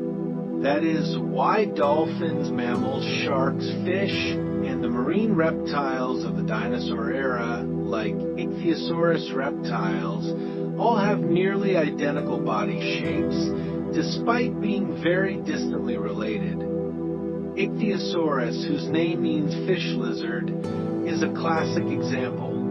It had a dolphin-like body, a pointed snout, large eyes, a dorsal fin, and a crescent-shaped tail. Despite being a reptile, Ichthyosaurus evolved to be almost completely adapted for life in the sea, just like a modern whale. Even the fossilized embryos within its body show that it gave live birth, similar to marine mammals. Not just Ichthyosaurus, but other species like Plesiosaurus with its long neck and four paddle-like limbs also clearly exhibit this morphological convergence. Plesiosaurus was not closely related to Ichthyosaurus or whales, but all of them had to face the ocean environment and hunt underwater. So they all evolved aerodynamic bodies, fin-based locomotion, and similar survival strategies. Convergent evolution didn't just happen in the sea. On land and in the air, this phenomenon was also prominent. Consider the pterosaurs, the flying reptiles that lived at the same time as the dinosaurs, and bats, mammals, that appeared tens of millions of years later. Both evolved the ability to fly, with wings made of skin stretched between their fingers, although their bone structures and origins are different. The solution that evolution provided is surprisingly similar. Or compare Velociraptor a small carnivorous dinosaur with the modern cheetah, despite being separated by tens of millions of years. Both are high-speed hunters with curved claws, forward-facing eyes for targeting prey, and a pursuit strategy based on speed. During the hunt, they both apply similar principles, stalking lightning-fast attacks and striking at weak points. Even in social behavior, convergent evolution appears. Some herbivorous dinosaurs, like Maiasaura, are believed to have cared for their young and lived in herds for protection, similar to modern elephants or zebras. Dinosaur nest fossils show that many species nested together in one place and may have shared protection duties, much like penguins or some modern bird species. Convergent evolution is proof of one thing: nature has certain limits on how to solve problems. When the environment poses a challenge, there are only a few optimal solutions, and different species, if they face similar challenges, will tend to evolve in the same direction. This also raises a fascinating question. If the dinosaurs had not gone extinct, could they have evolved into an intelligent life form like humans? While this remains a speculative hypothesis, many scientists have sketched out a portrait of a dinosauroid, a creature with a dinosaur-like form but that walked on two legs, had a large brain and flexible hands, as an evolutionary counterpart to humans. That parallel, though it never happened, still shows the extraordinary potential of convergent evolution. It is like a silent dance between environmental pressure and biological potential. When those two factors meet, evolutionary twins can appear regardless of time, space, or genetic lineage. From the deep oceans to the blue skies, from ancient plains to tropical jungles, the mark of convergent evolution is present everywhere. It reminds us that no matter where they are born or what form they take, the creatures of Earth are all bound by the same set of rules and by the same great wisdom of nature. And perhaps it is this very convergence, where the distant becomes near and the different becomes similar, that is the most beautiful harmony life has ever composed. Imagine a familiar yet alien planet. It is Earth, but not the Earth as we know it today. Instead of bustling cities or modern tropical rainforests, this planet is covered by deep ancient oceans, fragmented continents, dense swamps, and fern prairies stretching to the horizon.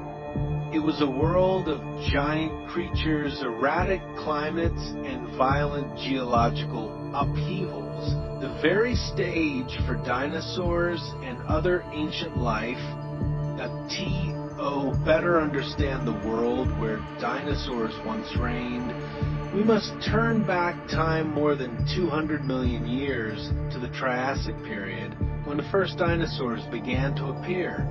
At that time, all of Earth's continents were still joined together in a massive supercontinent named Pangaea. This land connection allowed the first dinosaurs to spread widely and adapt to many different environments, from arid deserts to humid coastal forests. However, this planet was anything but stable. Tectonic plates were constantly shifting, fracturing Pangaea and creating new oceans. This geological division altered the global climate, created new ecological corridors, and led to minor extinction events, thereby driving evolution. Dinosaurs and other ancient species had to constantly adapt. a process that lasted for tens of millions of years, full of challenges and wonders. The climate during the age of dinosaurs changed with each geological period. In the Jurassic, the Earth was warmer and more humid, creating conditions for lush vegetation to thrive. Forests of ferns, ancient pines, and gymnosperms like cycads and ginkgos grew everywhere, creating an ideal habitat for giant herbivores like Brachiosaurus and Diplodocus. The Cretaceous, on the other hand, witnessed an unprecedented diversification of flowering plants, and with it, an explosion of pollinating insects, ancient birds, and many feathered dinosaurs.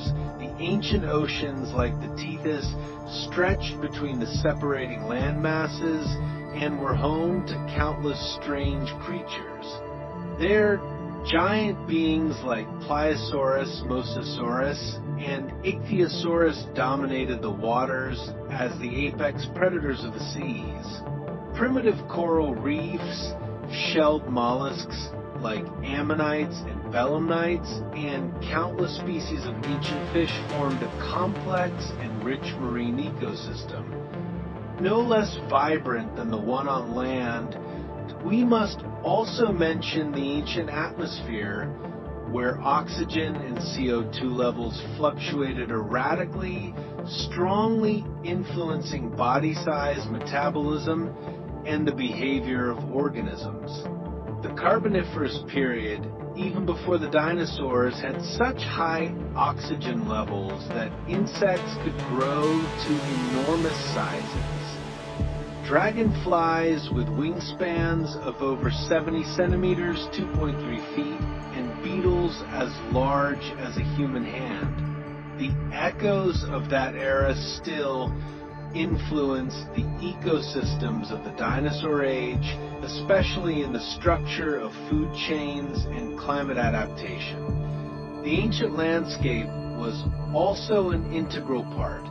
Young mountain ranges like the Andes and Rockies had not yet appeared. Instead, there were vast lowlands, occasionally flooded or traversed by massive river systems. Swamps, saltwater lakes, floodplains, and geothermal vents provided perfect environments for life to flourish. Fossils found in these regions, such as in Montana, Patagonia, or China's Liaoning province, have revealed vivid pictures of this ancient period point. One of the most fascinating aspects of the ancient world is how its creatures interacted with each other. It wasn't just about predator and prey, but also about symbiosis, resource competition, the development of social behaviors, and even mating rituals. These behaviors are preserved not only in fossils, but also in trackways, nesting sites, mass fossil deposits, and the chemical distribution patterns in bones. For example, at some fossil sites, hundreds of dinosaur eggs have been found concentrated in one area, proving that these species lived in herds, may have cared for their young, and had seasonal nesting habits. Studies of bone structure also show that many species grew extremely fast, a necessity to reach maturity before the harsh season arrived. These findings help us imagine not just the appearance, but also the daily lives of creatures long lost to time. The ancient world of the dinosaurs was not a lonely one.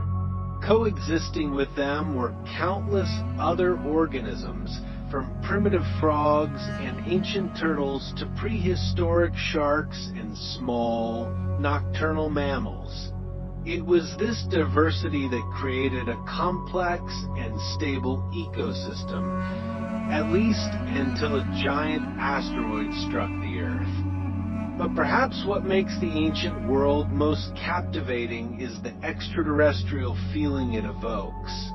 When one looks at the fossil of a crested dinosaur like Parasaurolophus, or the membranous wings of a giant pterosaur like Quetzalcoatlus, one cannot help but feel that these were creatures from another place, another dimension, where the laws of biology were bent in magical ways.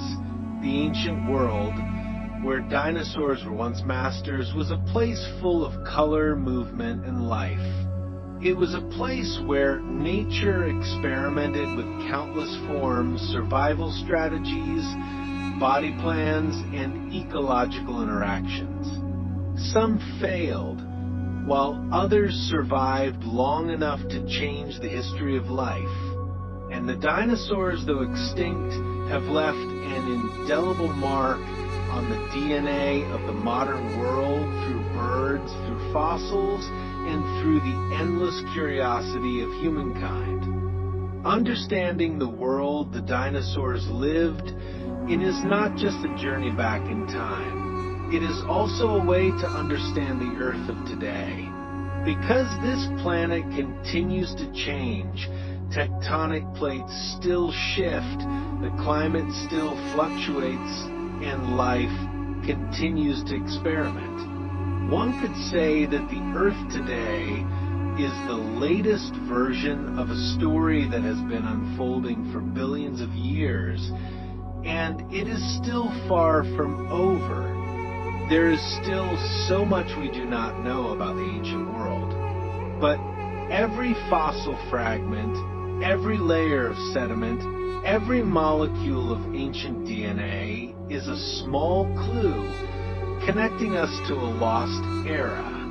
And it is in the search for these traces that humanity is undertaking a great journey.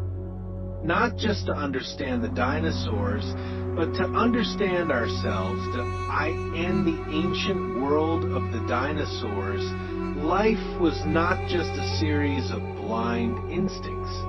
It was a strategic game where every step, every choice, and every small change in physiology or behavior could be the line between existence and extinction.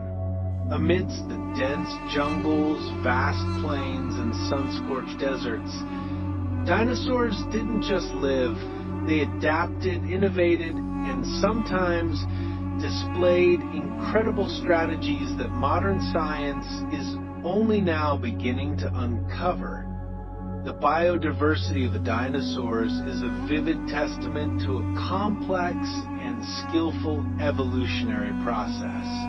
From giant herbivores like Diplodocus and Argentinosaurus to apex predators like Tyrannosaurus rex and Velociraptor, all possessed physical traits and behaviors refined over tens of millions of years to accomplish a simple but brutal mission: to survive. Take the large herbivores, for example. They had specialized long digestive systems to process large quantities of cellulose-rich plants and long necks that allowed them to reach both high canopies and low-lying vegetation, sometimes up to 9 to 10 meters, 30 to 33 feet.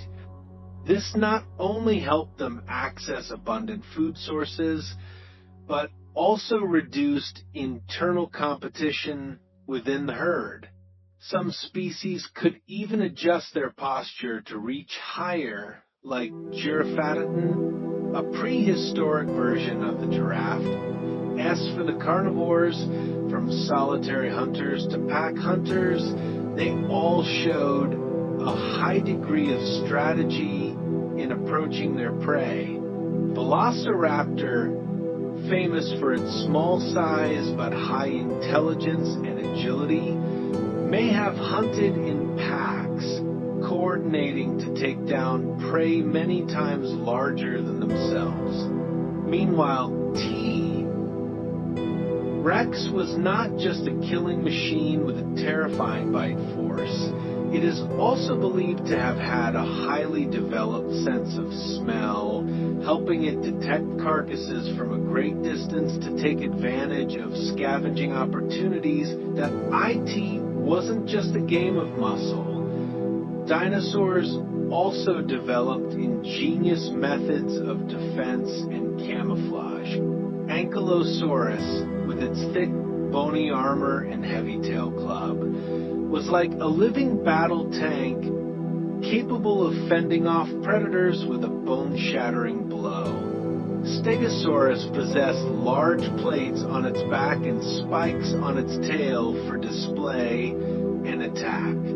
Other species like Parasaurolophus developed hollow head crests, not only for sound communication, but possibly to help direct the sound of enemies or attract mates.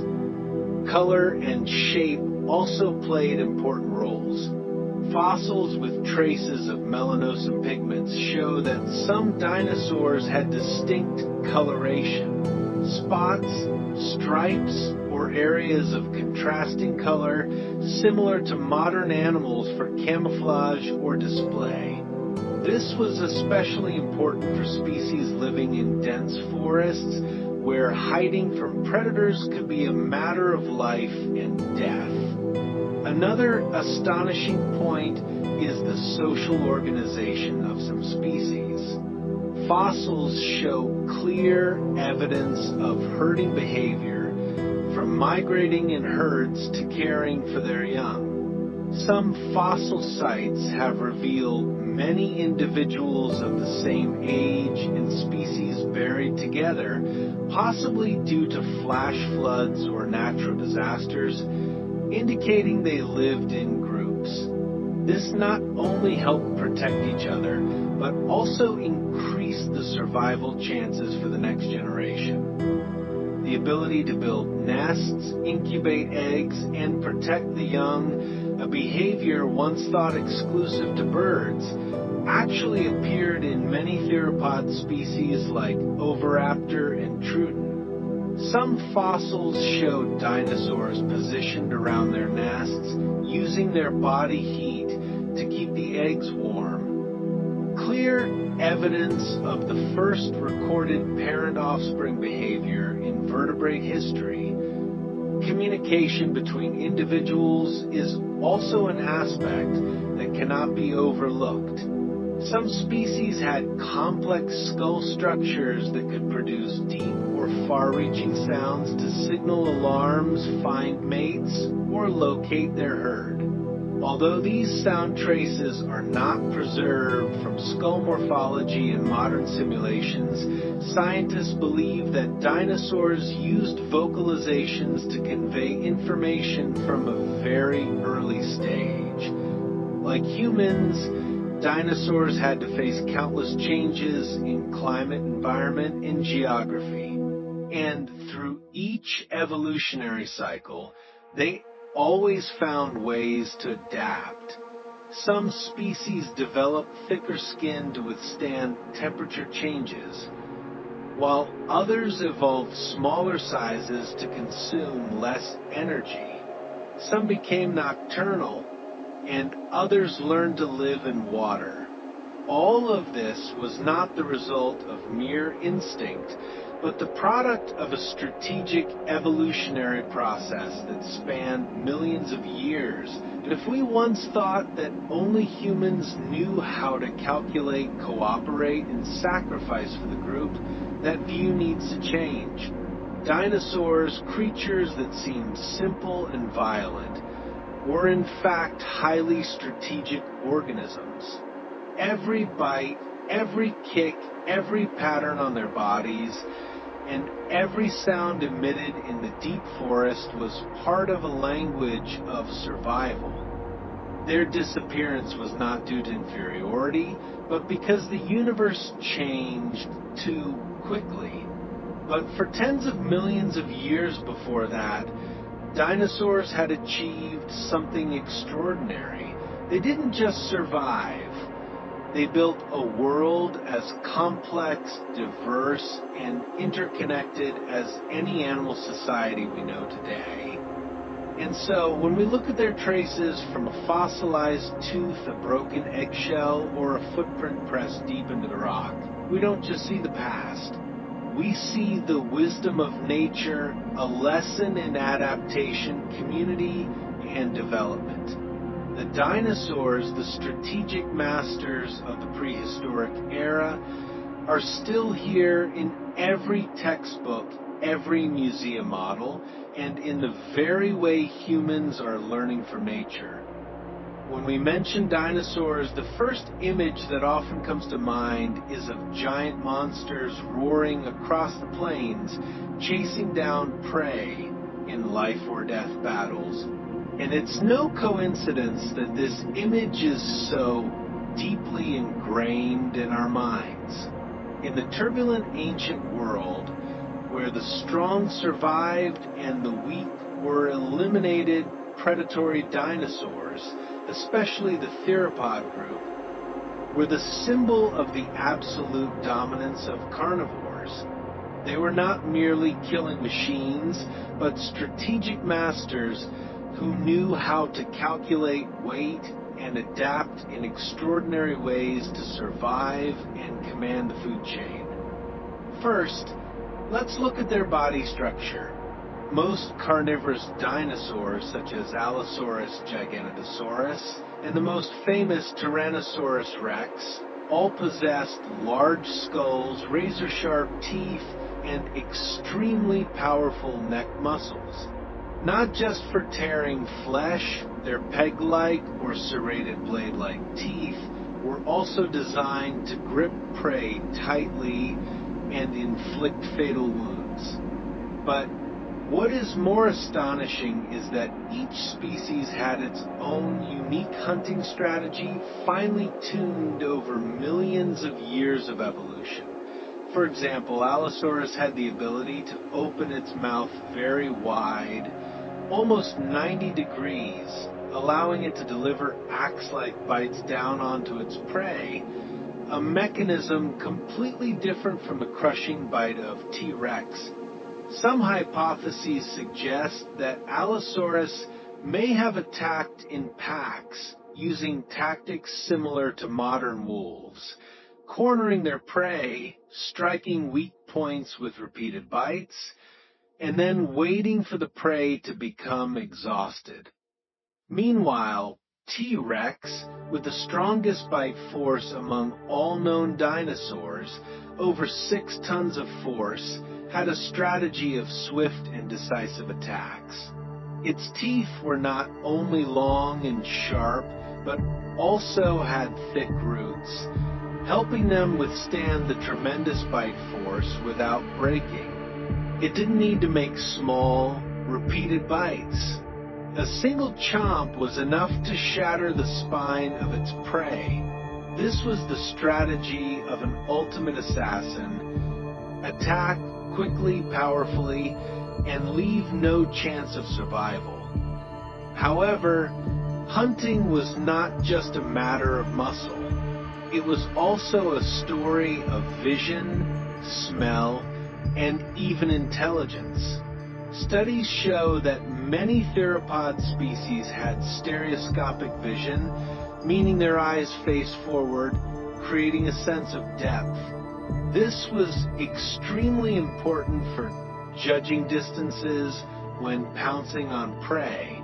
The brain structure of some species also shows significant development in the olfactory lobe, allowing them to smell from very far away or to track wounded prey.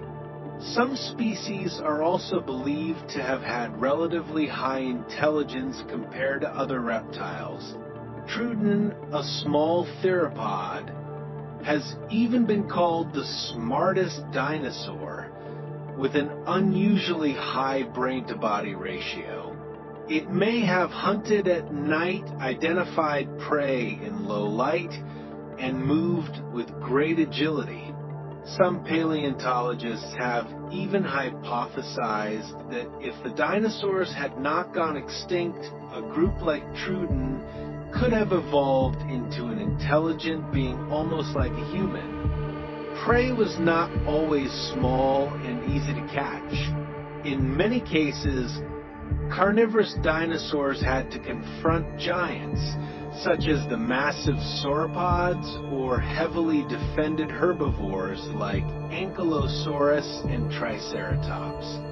Here, we see the emergence of collective strategies, although still debated. Some fossil evidence, such as concentrated trackways or fossils of multiple individuals of the same species, suggests that some theropods may have lived in groups and hunted in an organized manner. This would have required not only tactical skill, but also coordination and role sharing, something very close to modern social behavior. Hunting strategies were also shaped by the habitat. In dense forests, small carnivorous dinosaurs like Velociraptor used speed and agility to hunt. They had a sickle-shaped claw on their foot, which could disembowel prey or strike at weak points. Meanwhile, in more open plains, large carnivores often ambushed or used short bursts of speed to catch their prey. Each environment was a puzzle, and carnivorous dinosaurs always had their own way of solving it. But we also cannot ignore the factor of coevolution. As predators developed their attack skills, their prey did not sit idle. They evolved thick skin, sharp spikes, club tails, large horns, and so on. Thus, an arms race in nature unfolded over millions of years. Carnivorous dinosaurs had to be not just strong, but also smarter, faster, and more flexible to overcome the increasingly sophisticated defenses of their prey. Finally, remember that predatory dinosaurs were also part of a larger ecosystem. They did not kill out of bloodlust, but for survival. Each time they took down prey, they helped regulate populations, allowed vegetation to recover, and provided food for scavengers. They were hunters, but they were also maintainers of ecological balance. In retrospect, the hunting strategies of the dinosaurs are not just a lesson in biology, but also a testament to the intelligence of nature. It was not mere strength, but a combination of anatomy, senses, intelligence, and context. From the jungle to the plains, from small prey to giant targets, carnivorous dinosaurs displayed a diverse range of tactics that any modern biologist would have to admire. And so, even though they disappeared tens of millions of years ago, their story continues to inspire. Not because they were killers, but because they represent the fierce will to live, sophisticated evolution, and the incredible adaptability of life on this planet. Not all dinosaurs followed a monotonous template of shape and behavior. On the contrary, when we look closer at the fossils unearthed around the world, a vivid picture of evolutionary diversity emerges, with variations so bizarre, unique, and sometimes so unbelievable they seem to have come from imagination. But it is these very features that are clear evidence of the creative power of natural selection, a place where abnormality is not just accepted, but preserved if it provides a survival advantage. In the world of the dinosaurs, we can find horns curved like scythes, backs layered like rooftops, tails like steel whips, or even hollow crests that resounded like trumpets. Each of these strange structures was not for decoration, but was the result of millions of years of evolution, where form became a weapon, a communication tool, or the key that unlocked a new ecological niche.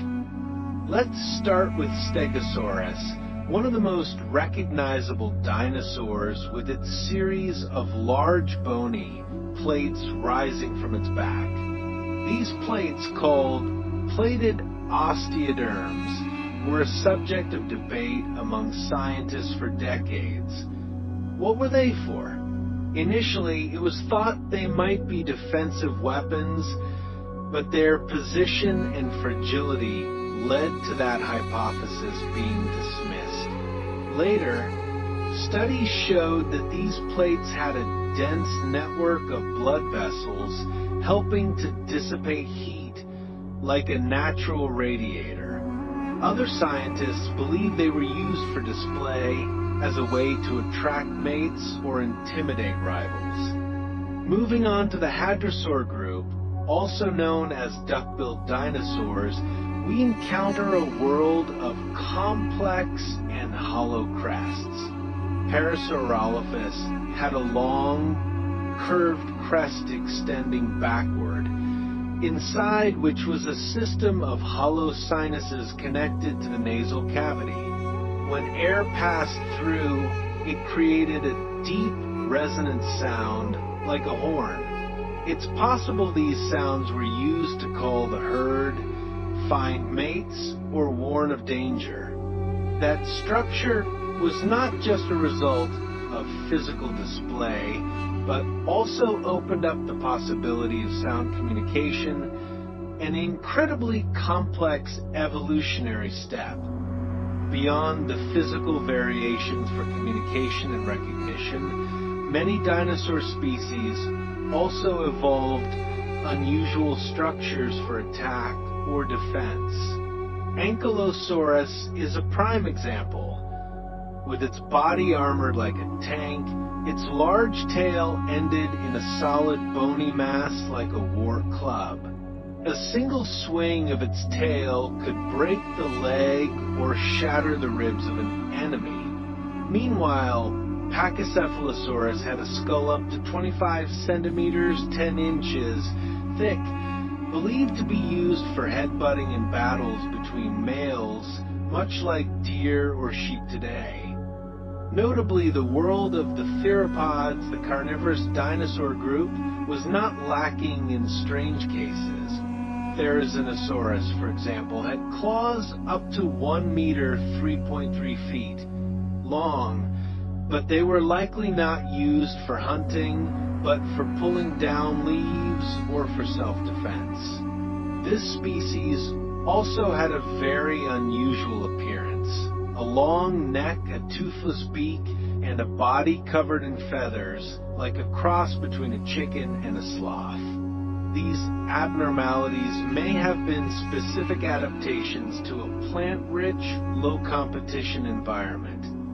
Another species, Carnotaurus, had almost mutant-like features with a pair of small horns on its forehead, forelimbs even more atrophied than T-Rex's, but with extremely powerful hind leg muscles. Its skull indicates a very fast but shallow bite, suggesting it was a speed-based hunter that attacked quickly and retreated. Recently, scientists discovered its fossilized skin was not covered in large scales, but was a thick, smooth hide, which may have aided in concealment or acceleration in a forest environment and the diverse and constantly changing environments of the Jurassic and Cretaceous periods. Abnormality became an evolutionary strategy where a seemingly disadvantageous trait could open up a unique path to survival. Species with long necks like Diplodocus could reach high canopies that others couldn't. Those with flat, Wide snouts could filter aquatic plants. Teeth shaped like serrated blades or pegs served distinct feeding strategies: cutting, tearing, crushing, or chewing. This biodiversity not only shows the evolutionary power of the dinosaurs, but also reflects an extremely complex and competitive ancient ecosystem, where only those that were different enough and adaptable enough could survive and pass their genes to the next generation. Besides anatomy and physiology, the behavior of dinosaurs also contributed to these evolutionary distinctions. Some species migrated seasonally, some lived in herds, and some hunted in organized packs. These strategies also left traces in the fossil record, such as herd trackways, communal nesting sites, or bite marks on bones that show cooperation or internal competition. Now, what's interesting is that these distinctions didn't just appear in famous species. In newly discovered fossils in China, Mongolia, and South America, many small dinosaurs with strange features continue to be described, such as a species with two long tail feathers, one with bat-like wings, or a dinosaur that could glide between trees. Each new discovery is another piece added to the vast puzzle of evolution. From our modern perspective, these strange forms might make us laugh, curious, or even skeptical. But for nature, it is the language of experimentation.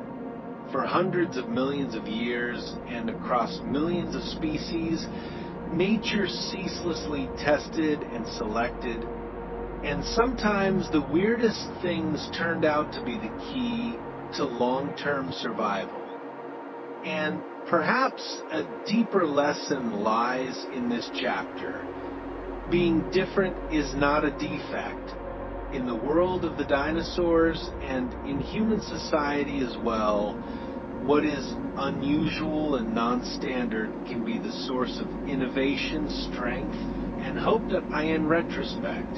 It is thanks to these unique traits that dinosaurs were not only successful creatures, but also an endless source of inspiration for science, art, and the human imagination. When we speak of dinosaurs, most of us picture giant solitary creatures roaring amidst a wild landscape. But the truth is far richer and more surprising.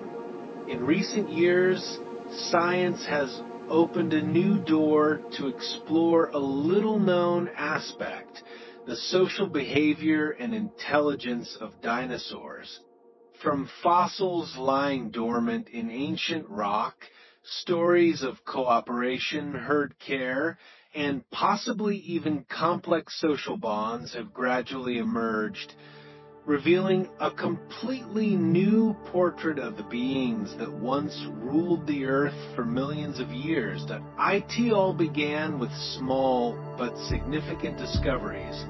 At a fossil site in Patagonia, paleontologists found a population of Maiasaura, herbivorous duck-billed dinosaur from the late Cretaceous period. They realized that these individuals were not scattered, but that their fossils were clustered together, a clear sign of herd life. But what was even more shocking were the nests discovered among the adult fossils.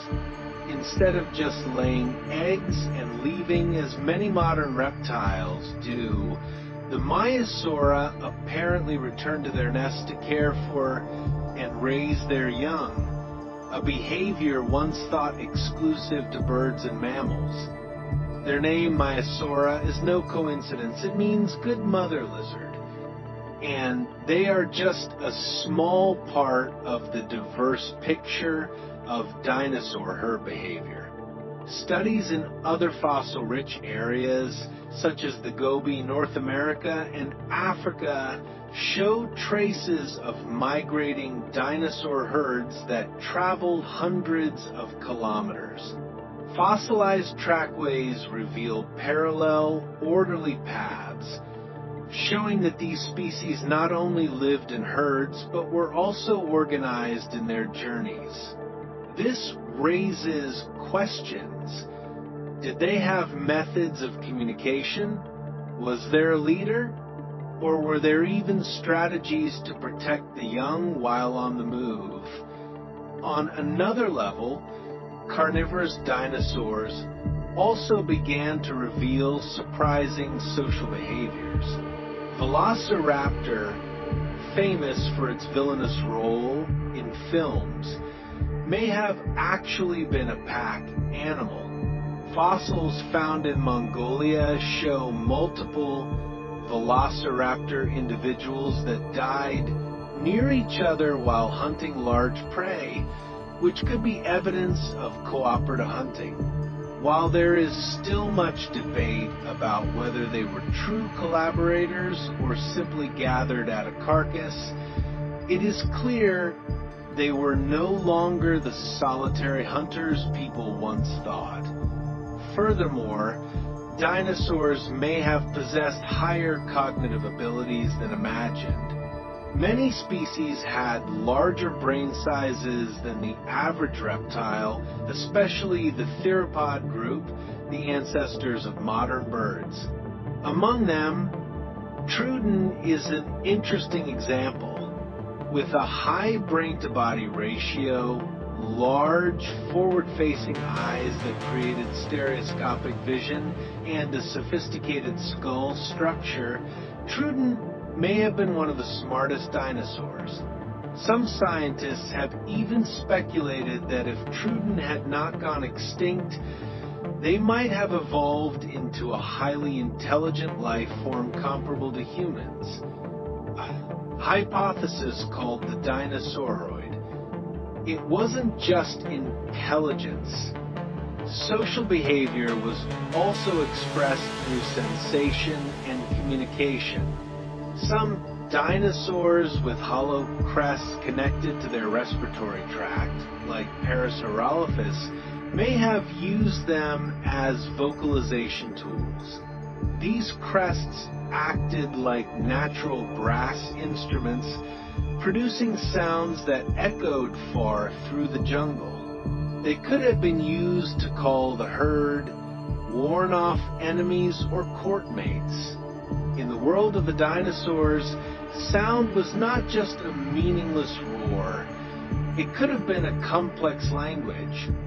Additionally, social structures may have played a role in protecting weaker individuals.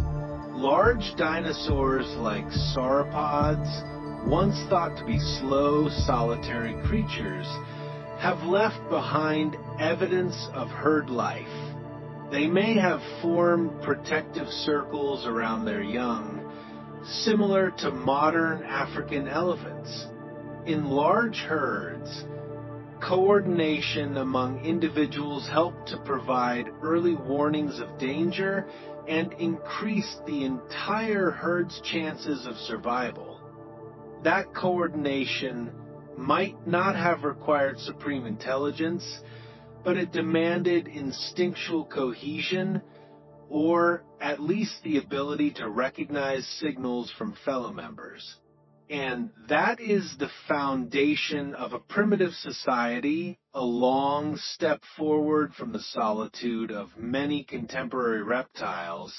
Some dinosaur species may even have expressed emotions, or at least complex social behaviors. Fossils show traces of care for injured or old individuals, which could be a sign of concern within the herd. Some fossil sites group together many individuals of different ages, from young to adult, suggesting that the herds had a multi-generational structure, like an extended family. We cannot confirm that dinosaurs had compassion like humans, But it is clear they were not just unfeeling biological machines. Their behavior shows a degree of organization, coordination, and possibly even emotion in the unique way of these ancient reptiles.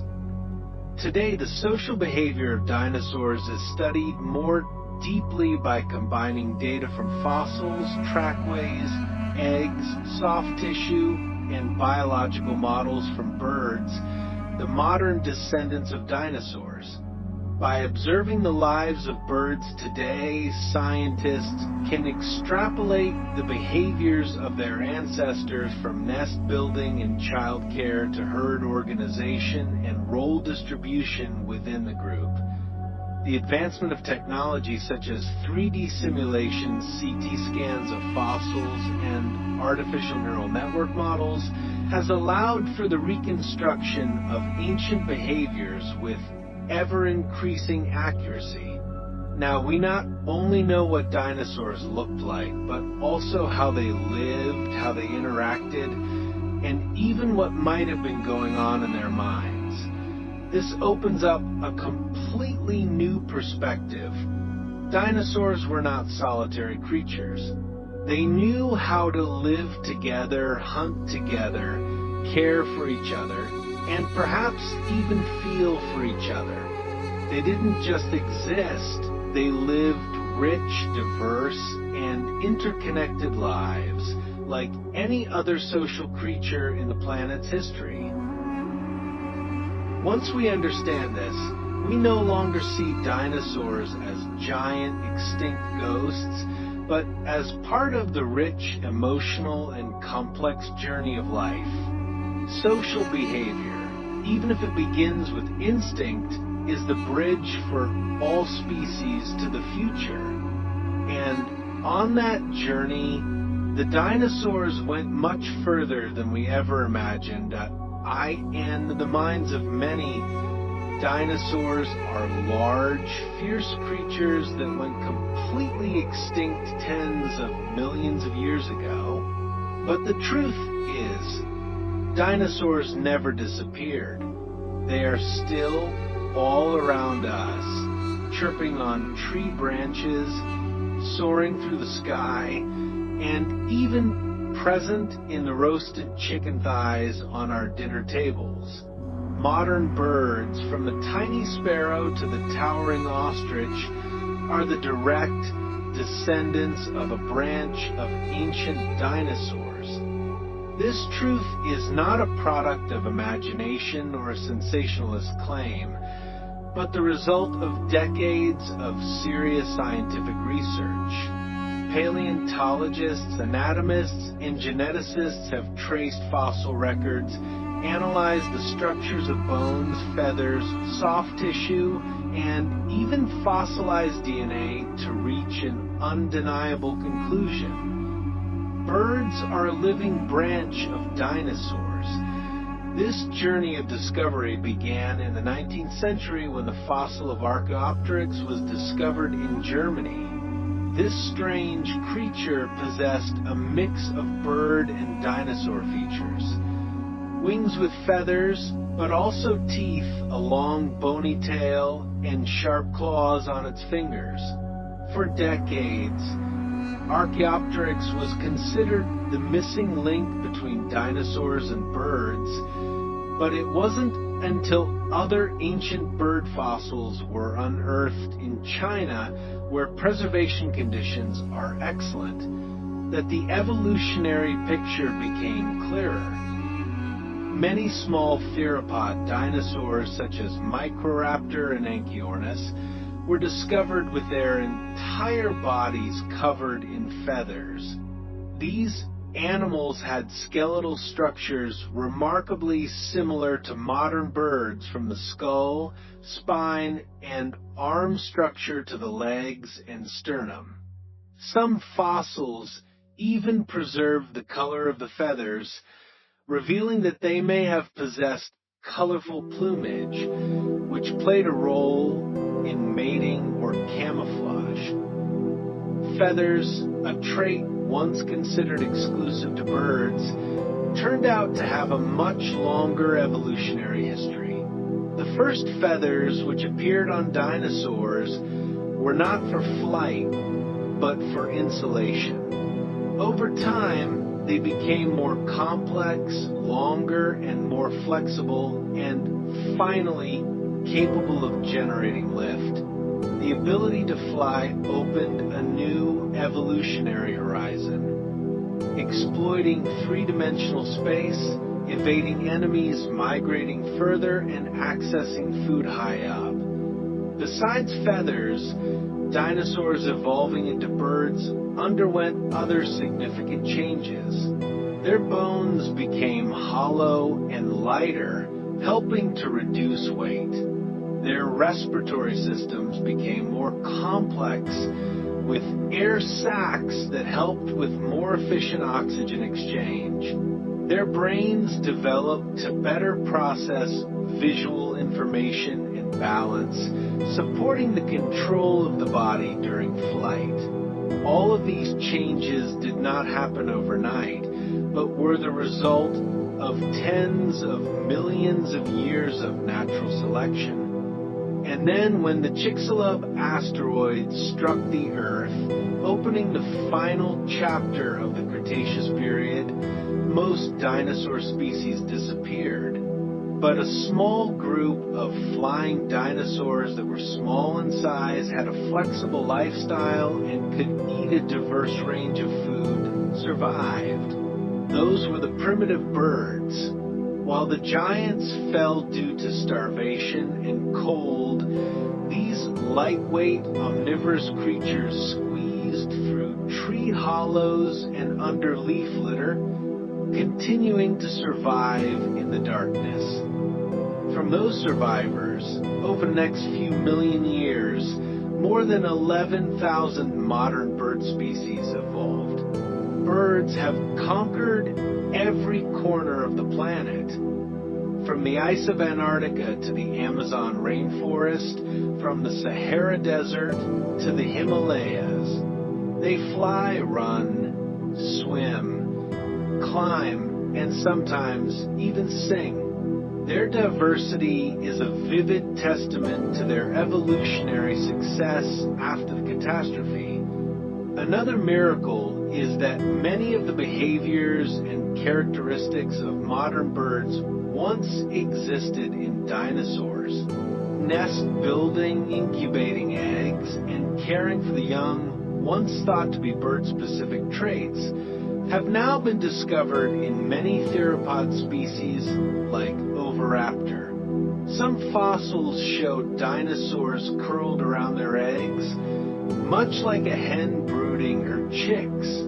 The brain structure, visual abilities, and hand-foot coordination all show clear genetic and anatomical connections. Even sound may have been passed down. Although we cannot hear the calls of the dinosaurs, some skull and hyoid bone structures in birds and dinosaurs suggest they had the ability to produce sounds for communication. This means that the birdsong you hear this morning could very well be a distant echo of a velociraptor from long ago. Birds are not just cute creatures.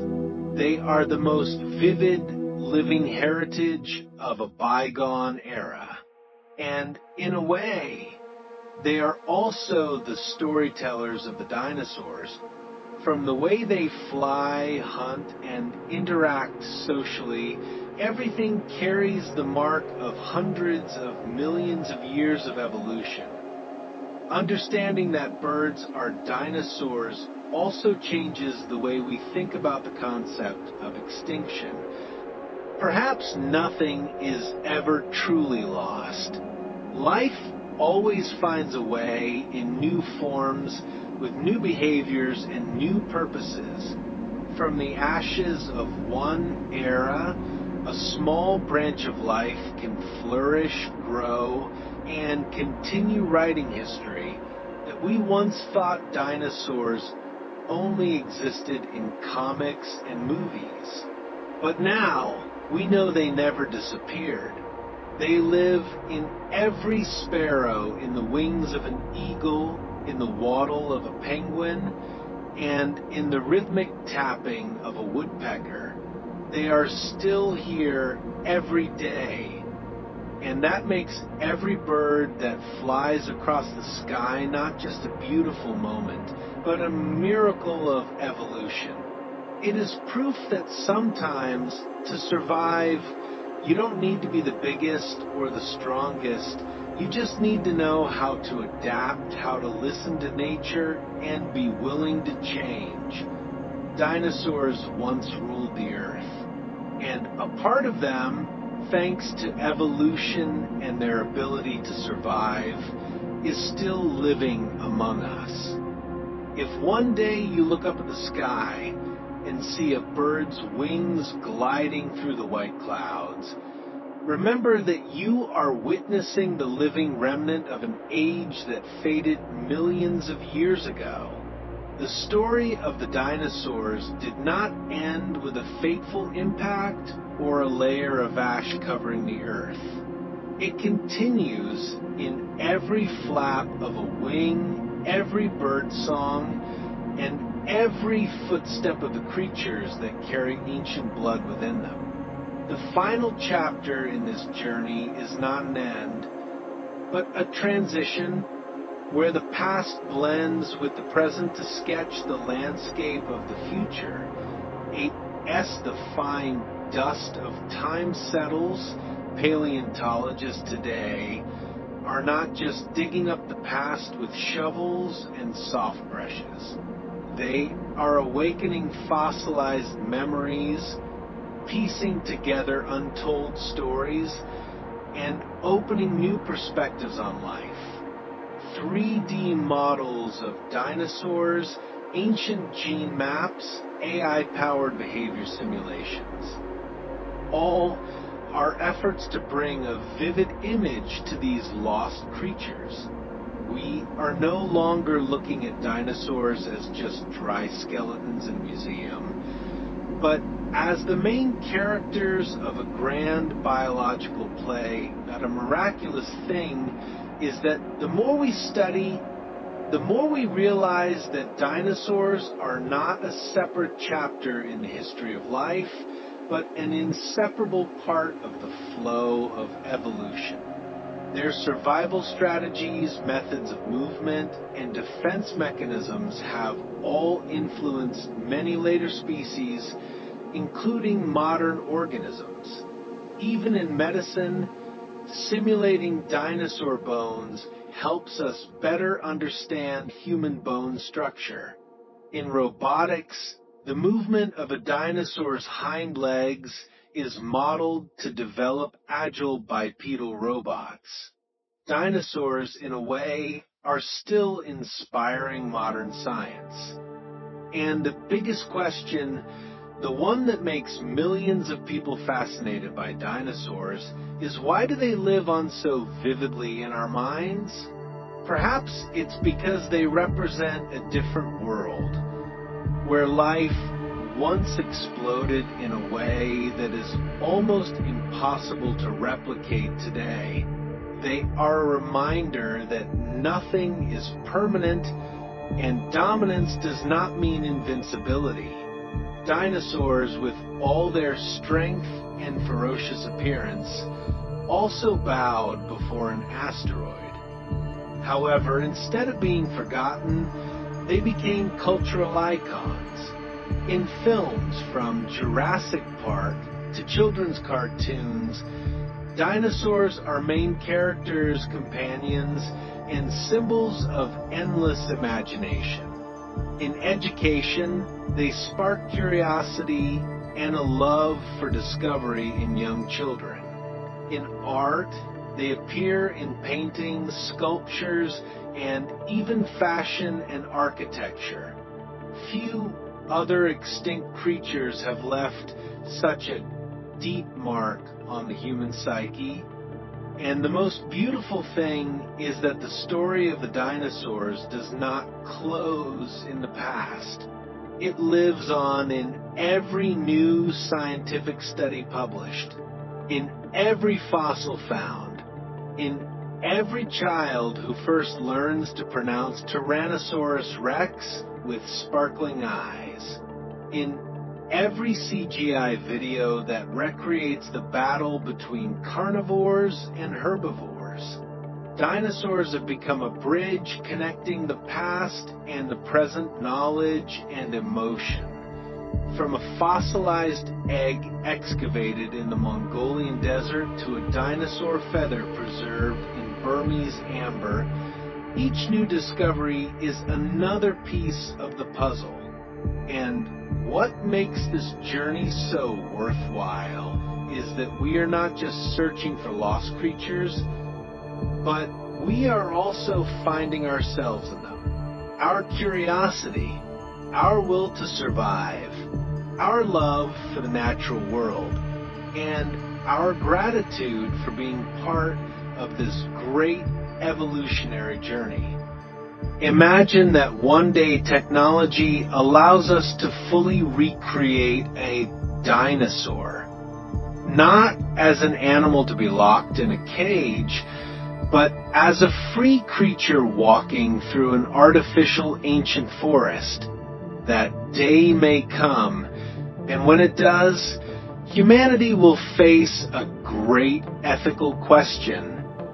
Should we bring the past back to life, or should we let it rest with its legendary beauty?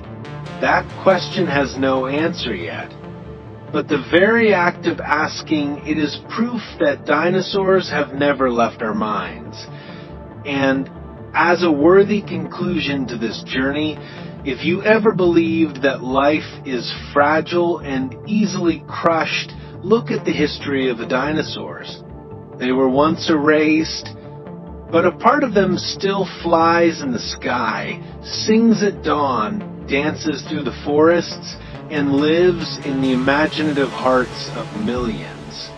They are a reminder that life never yields, that if dinosaurs can live on in our minds, in science, and in culture, then any creature, any one of us, can also leave a lasting legacy.